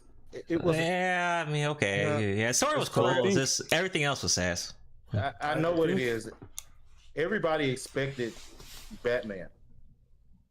That I think that's the problem. It's just gameplay wise on that game, really. Yeah, that's what I'm saying. Everybody got used to playing as Batman, so they're not gonna the movements and everything for them is not gonna. Oh my god, the mobility was terrible in that game. Everybody's gonna have different mobilities and different. So except for that's the thing. Dummy thick Batgirl, I heard it was pretty good, but I think it's funny because people were complaining that the sidekicks weren't in the Arkham series, and then they got the sidekicks and now Batman. So it's kind of funny. But I think in terms of a concept, the Court of Owls is brilliant. Now, if you're arguing execution, that's a different matter. Right? Yeah. How you execute it matters. Yes, I agree there. Yeah. Well, so far they're 0-2. That's all I'm saying. They're 0-2 so far with that Court of Owls. Yeah, I get someone who can execute better. Yeah, I think they executed it perfectly in the animated universe. Okay. Well, yeah. Oh, yeah, true. Yeah, animated DC does pretty well. Can't lie. Yeah, I think maybe go like a Sin City route with Batman, like an internal monologue, more detective type bit. Oh, like noir type vibe. That'd be cool. Oh, if they do that, if they go that route, I think you have to do Hugo Strange. Oh yeah, Hugo. Oh, I'm fine with that. I love the more cerebral villain. I love me some Joker. I love me some Riddler. And Riddler's a little cerebral if you write him correctly. Well, you've already done him, so I like maybe what's the Alice in Wonderland guy, the Mad Hatter. Like, there's something about like the whole Alice in Wonderland theme with the Mad Hatter that could be really sinister and dark. It can be, I guess. I think we are getting an Arkham show though in the future. I know we're getting the Penguin as a TV show, but I think we're getting an Arkham based show too. A Penguin show. Yeah, well, definitely. Yeah. Yep. Hey, feel man. You definitely have to throw Penguin in there some kind of way, with everything way it's going. With The trailer already came out for the Penguin a couple of months ago, I think. Wait, Mello, would you put Orochimaru into that category as well? What category? Like, among the likes of like Joker, Riddler, etc., like that, or no? No, because I think the Joker is almost like not a person. He's almost like an elemental force of nature. He's almost representative of like pure chaos at its finest. Actually, the Joker represents hypersanity. Hypersanity. Yeah. That's what he is, hyper sane. Yeah, it's like people mistake his stuff for chaos, like just like they think he's chaos. insane. It's actually brilliant. Yeah, but he's This is one of the reasons why I don't like the Joker movie, like the latest one with was it Joaquin Phoenix? Damn, you don't like that? No, I like more it. like I a like mental it. illness. Yeah, I like it as a movie that's a character study about a man with mental illness. But as a Joker film, it doesn't work for me. Okay. Now, because you said that, Mello, that's why I think there should never be a second one. This Foley, I do. Just let this one. Yeah, I think you're it's. I can't go see that crap. I just can't do it. Yeah, it should be one and done. Yes, it should. I agree. I think it should. The sequel is not needed. I agree on that. And above all else, can we get a Lobo movie, please? Well, the dude from Aquaman, he might be the Lobo guy. Yes, I'm just saying this because I'm freaking metal as fuck. I love metal. But I'm not gonna lie, that actor is he was in Fast and Furious X and as a villain, and I don't know, man, he was kind of corny as a villain, though. I don't even. He was bad as a villain. Yeah, he wasn't that convincing as a villain, really. But here's the thing, I think his personality fits Lobo better. He was ass as Aquaman. I'll say he was better in Aquaman than this Fast and Furious Power Ranger Turbo shit. I get what you're saying there. It does seem like they would need a different actor though. Like he's gonna be Aquaman. He's gonna be Lobo. What's next? No, he's not gonna be Aquaman. He's done with Aquaman. But he's not. Oh, he's done. No, he's not gonna be Aquaman. He was terrible for Aquaman, anyways. He fits Lobo more. I mean, the stuff that he did, Aquaman. That's not Aquaman. It wasn't Aquaman. Was it? So like, when it comes to Momoa, Lobo. I'm not sure what you do. He's too OP. Okay, better healing than Wolverine, like strong as Superman. Like, what do you do with the dude that? And he can like ride a motorcycle in space. You have to have him fight Superman. You have to have him fight Superman. First encounter, he whooped Superman's ass. They're probably gonna nerf him anyway, like they do every other character. So you have to have him fighting Superman. Superman, Darkseid, and Mongol are probably the only ones that could whoop his ass toe to toe. That means, well, of course, other than Feora, but anyways. That means somebody's gonna have to assist Superman. I don't think so. Probably his sister. I don't think I don't think Superman needs any assistance. Superman physically is the strongest. I think he's written like that in the lore. They will give it to him as far as that. Yes, he's stronger than Lobo. Yes. He's physically stronger. It depends on the writing, but I think more consistently I give it to Lobo. If I'm putting my money on it, I'm not gonna hold you. Lobo just got them hands over Superman though. Lobo's and he don't hold back. I think if you do like some kind of war world where Lobo, like, he's just in prison, maybe trying to get information or whatever, or I don't even know how you even hold him down. Like, that's my thing. I don't even know how you imprison Lobo. But just say he isn't there, like, he's in some like gladiatorial thing. It's just like a beat 'em up movie, maybe. But okay, so the whole Mongol thing where he had the war deal where he was capturing people and they had that. Oh yeah, Mongol is pretty strong. That's what I'm saying. The Superman is stronger than him under the Yellow Sun. Right. Now, let me get to these articles real quick. Let me speed through these my articles. bad. Yeah, my bad. So No, you're good. So new Naruto manga announces summer release window. Kishimoto's upcoming one-shot manga starring Naruto's father, Minato, launches in the pages of Weekly Shonen Jump this summer. I think there was the Naruto 999 character poll. He won in that poll. I think there was, I don't know how many people voted, but I'm sure there was a lot of them. But because of that, of him winning that, they're doing a one-shot for Minato, I think. So fans were allowed to vote from December of last year to January of this year. And yep, he bested his son for the #1 spot. So we're getting a one-shot for Minato. Any quick thoughts on the one-shot that we're getting for Naruto in the summer? Looking forward to it. Let's fucking go. See, I'm not a manga dude, so I mean, I'm excited for the fans. Oh wait, this is a manga. I'm excited for the manga. Yeah, it is an anime. This is manga right here. I'm not reading this. Why not? I have the same face for them because they all gonna look like this picture. You went from happy to sad in one instance. Yeah. So you don't like reading? I'm serious. This is a serious question. Reading, I mean, let's see. I don't like reading manga for whatever reason. Just am I supposed to make the sound effects like with my mouth or something? Like yeah, I'm with Trunks on that one. That's like how, like it's not like okay. Think about it like this. You guys are super intelligent. Use your brain, man. Okay. But what feats do we see Minato do? Think of all of them right now. Would that be the same when reading manga? No, because usually, like he's known for his flying thunder god jutsu. Like we want to fucking see him use that in real time, not when I'm trying to flip pages. Okay. Technically, here I'm just gonna go ahead. Technically, what they do in writing in manga, everything is typically better, and then whenever they get it to movies and stuff like that, it gets nerfed. As far as even the lore for the writing is typically better. Everything it means more. You get to see more gore and everything else. So, but it's not in color. I can live with that. I could, as someone that's reading manga, I can live with that.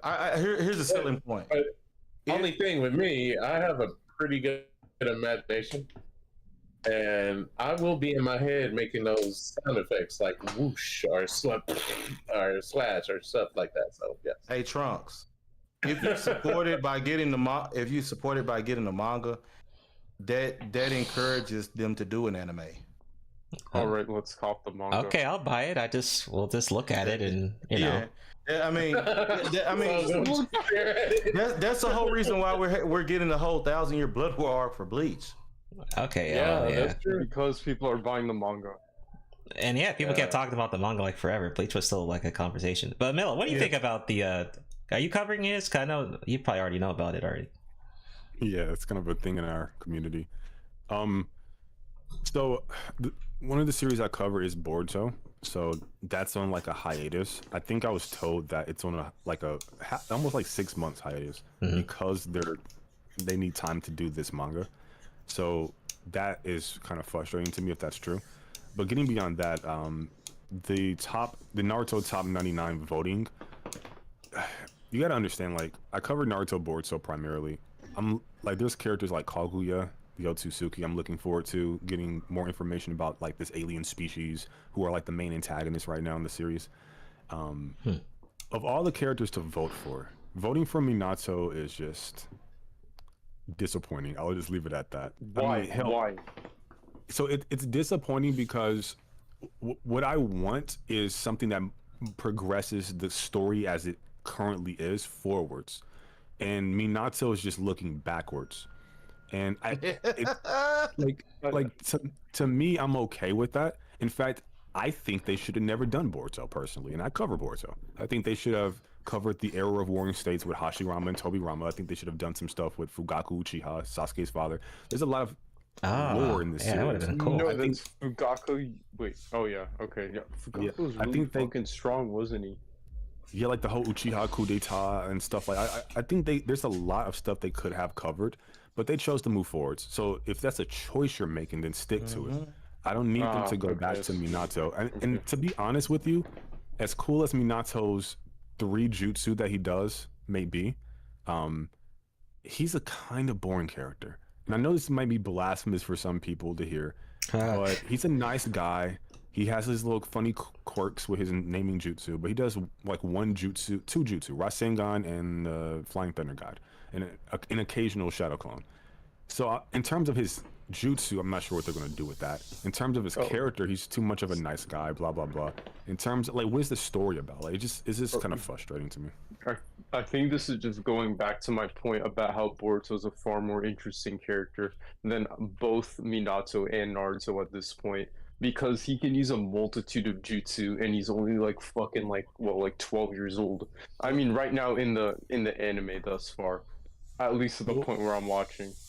For me, like, how I gauge interest or interesting for a character is not like the jutsu or their technique is just one aspect.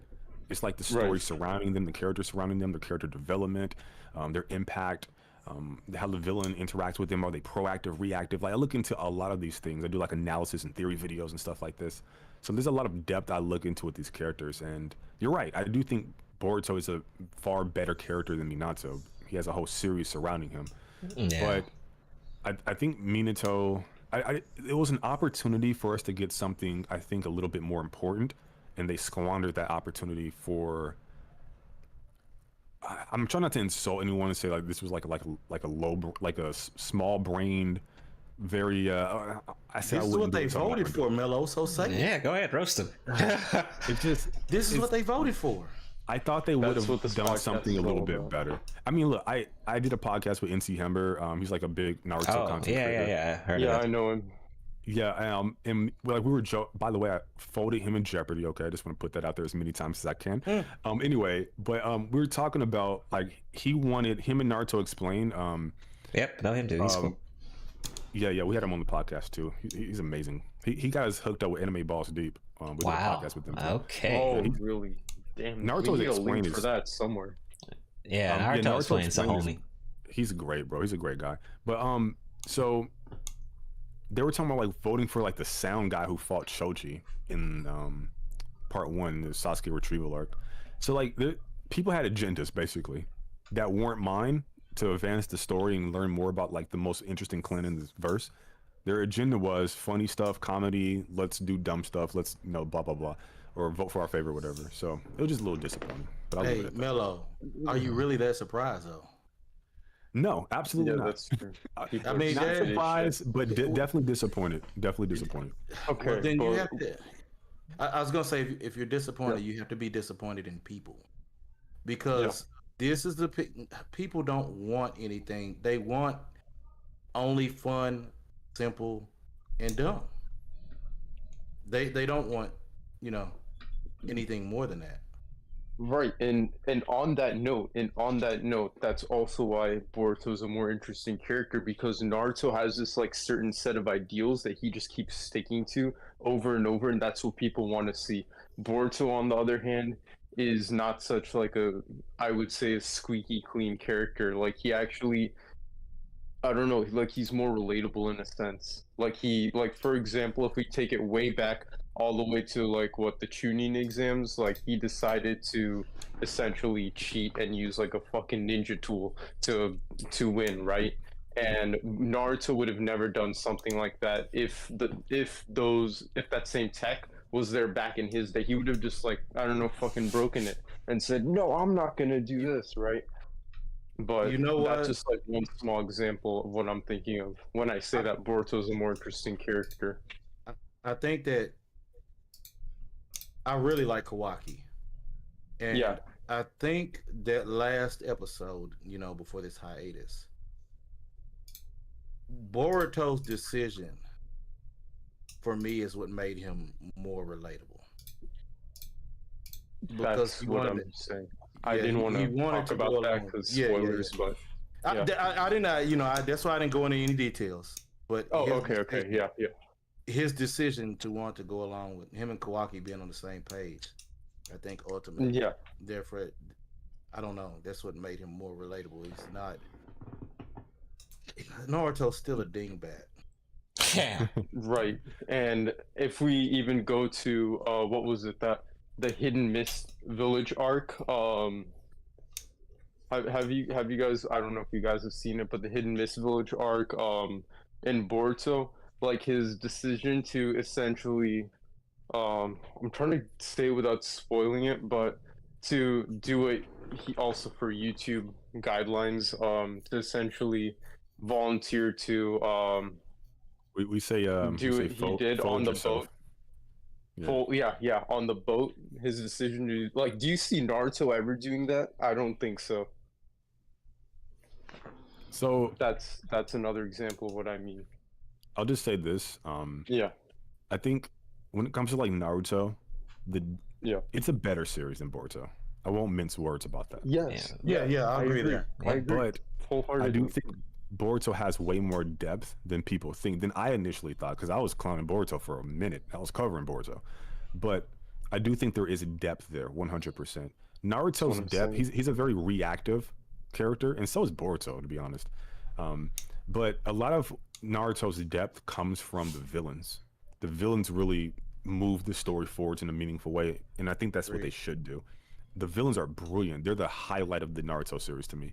Yes. And then you get to Boruto, their villains don't even compare. I'm not even gonna mince words about it. Their villains do not compare to Naruto's.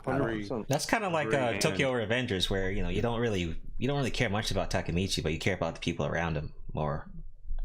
Yeah, like I guess. Well, I can't speak to that like analogy, but I get the gist of what you're saying. Yeah. And when it comes to Boruto, he's more like a like if you think about all Boruto's hype moments, like turn up moments, they're all Momoshiki. It's not really Boruto. Right. So with Naruto, he might be using Kurama's power, but that's Naruto. Right? Like he turns up Toad Sage mode, that's Naruto. He goes like, you're my friend in the final Valley against Sasuke, that's Naruto. So like Naruto, he embodies what he's supposed to be, where Boruto seems to be almost like a puppet on strings, to where it's his husk, but it ain't him inside. It's really just some other dude. So I would say he's more confusing. He's not even sure of who he is. Yeah, but that's what makes it so fucking interesting to watch. It's like, what's this guy gonna do next? With Naruto, it's like it's like predicting like 9 o'clock at 8:30 what this guy's gonna do next, almost. I guess that's where. Go ahead. I was gonna say, I guess that's where I disagree. I think it's not so much more about what he's gonna do next, but what everyone else is, what they're gonna force him to do next. What Kawaki is gonna do. What those Osasuke are gonna do next. More so. The Boruto series is about Kawaki. Kawaki is every emotional, not every, obviously, I'm being hyperbolic, but most. Yeah, like the highest heights all surround and orbit Kawaki, not Boruto. Boruto is like a side character in his own series. Kawaki's movements, he's the proactive one. Boruto's the reactive one. And that type of thing, right? Like Kawaki runs away, Boruto goes after him, and then like you're talking about the last couple of episodes in the anime. So like Kawaki moves that plot forward. It's not Boruto. He's always proactive. So it's Naruto to a certain degree. But I just wanted more information about the Otsutsuki. I wanted more information about just the larger world from that vote. And if you want to have a conversation about how I feel about humanity, we're going to get into some nihilistic, dark stuff, okay? Like, I'm voting for AGI to win, okay? So there you go. Right, but there you go. Before we even go there, let me just say that now, retrospectively, just thinking back on all of what we've talked about, I think a series about someone like Minato or Boruto, with them being, I mean, we know that Boruto is like the prodigy of his generation. Like, that's not even a question. Like, with how fucking strong he is at his age, he's the prodigy. Look at everyone else in his fucking group. I mean, you tell me. Yeah, I don't think he's a prodigy. Well, I do think he's a prodigy, but I don't think he's the prodigy in his generation. No, I'm saying of like his group. You see, like of his. No, like I don't know if that's really fair though. I mean, they don't even. 1v1, he loses to Shikamaru's kid. 1v1. Every single time he's fought him, he loses without the karma. Okay. The side characters don't even get enough screen time to even compare. That's true. That's also not like that Naruto's side characters. Again, that's why I do agree with the viewpoint of it surrounding Kawaki. But the reason why I can't call Boruto a prodigy, because it means exceptional. I haven't seen anything from him yet to actually think he's exceptional. Okay, let's see. At 12 years old, throwing a fucking Rasengan, dude, Naruto had to, like, it took him ages to master that shit. Yeah, well, so also, on a foundational level, I think you have to. Okay, who am I comparing him to? Because like, if you're trying to judge like exceptionalism, you have to figure out, okay, well, in comparison to what? Like humans are the biggest, baddest thing on the planet compared to like a zebra, I guess. But if it's like some badass aliens out there, we're pretty ass. Or like artificial general intelligence, we're pretty ass. You know, based upon like where that's trending to go. So it just depends on what you're comparing him to. I think so I'll give you an example. Right? The fourth Hokage. I think prodigy was the wrong word, honestly. He's definitely a prodigy. Like the fourth Hokage Minato could not infuse nature release in his Rasengan. Boruto can at the age of 12. So he can do something that a Kage can't do. He has 3, maybe 4 chakra nature releases. I think 3 off the top of my head. Wind, water. It is 3: wind, water, and lightning release. Yeah. And you want to do like yin and yin with shadow clones or whatever. Right, and also he would fucking clap Naruto too at his age. Like it would be no contest. I can explain why. There's no way he could clap him for one. I can explain why. Now you guys get into power scaling. Yo, we gotta get to this last article. No, you're right. You know, we can't do that. So go ahead. My bad. No, you're all good. So last but not least, we got Tears of the Kingdom that sells 10 million copies in 3 days, and probably even more with the Zelda fans. Yeah. So I just wanted to talk about it just briefly. That if anyone's played Zelda Tears of the Kingdom, if anyone has some thoughts on the game, I've played it briefly. I'm really enjoying it. It's a big ass game. It's gonna take me a while. I'm just kind of taking my time with it, but I've enjoyed it. It kind of feels like Breath of the Wild. Hard to work, graphically though it does look the same, but it's on the same platform, and but it does feel a little bit bigger though. But I think it's really pushing the hardware to the max. I don't think you could get anywhere past it graphically with the Switch, but still a fun game, and I mean it makes sense that it was going to sell a copy, so I mean not surprised there. Yeah, I'll say this: Zelda would be my reason. The Zelda games would be my reason for getting any Nintendo console. Well, I haven't played a Zelda game in so long, but hey, kudos to them. It's always good to hear, selling 10 million copies in 3 days. That's golly, it's awesome. Yeah, you can imagine. Wow. You can imagine what it'll get by the end of the year. I mean, that's going to be something. Yeah. Did anyone else play Zelda? Any thoughts on Zelda? I never played it. Well, I won't say never played it, but I haven't played Zelda in quite some time. More so like Smash Brothers or whatever. But I have really no opinion about this. I'm happy for its success, and I hope with the success of Mario, they lean less in the comic book direction. As much as I love comics, I think it's time to move on, and more into the video game realm, and maybe we can get like a really badass Zelda game in the future. We'll see though. Yep, Mario did do 1 million pretty quickly. Meg, anything on Zelda? Tears of the Kingdom? Yeah, it's just a phenomenal sequel.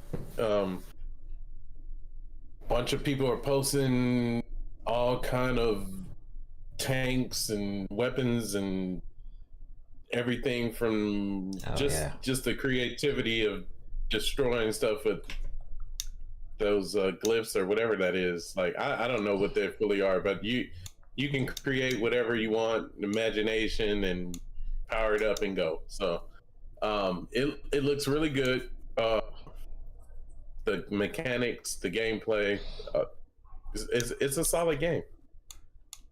Yeah, the community is just, I mean, they're uploading content every day on dungeons, ruins, weapons, items, glitches, all types of story beat stuff.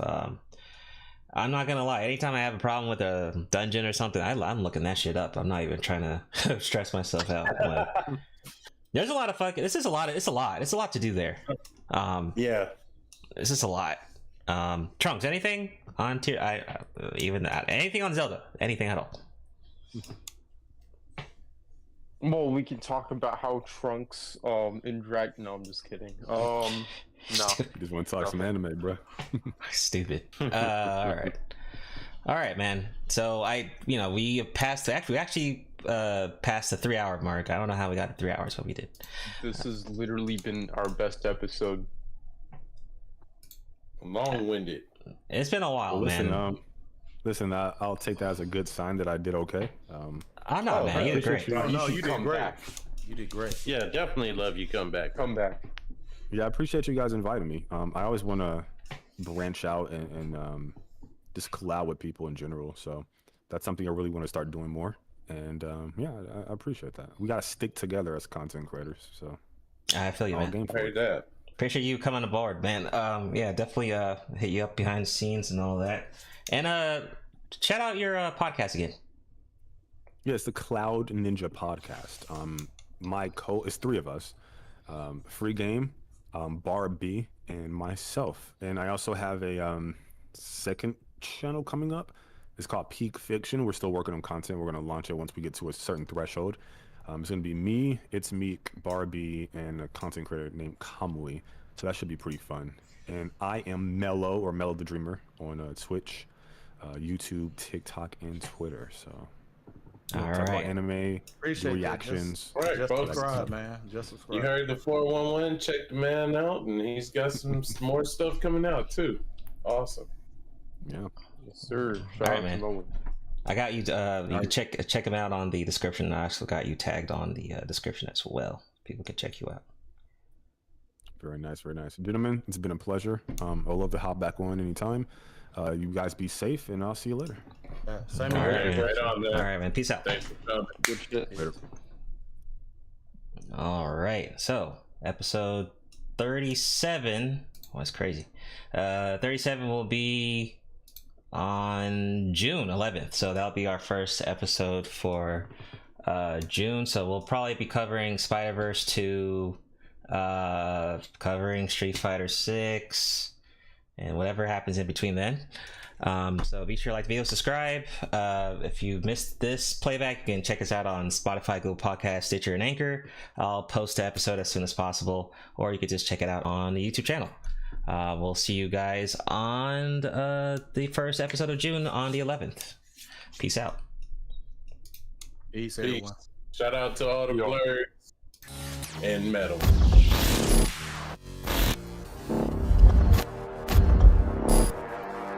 Ladies and gentlemen of the jury, we all lived through the 70s. The clothes, the music, the heartwarming but rarely amusing Ziggy cartoons. Now, later, who are we to look at these 2 fine young men and say, you there, I sit in judgment of you. Riddle me this. But there could be more to the case than meets the eye. Hadouken! What are you going to do, Space Ghost? I'm combining the stun ray with the force energy power. Your soul is mine. You seem to be well grounded in the case file.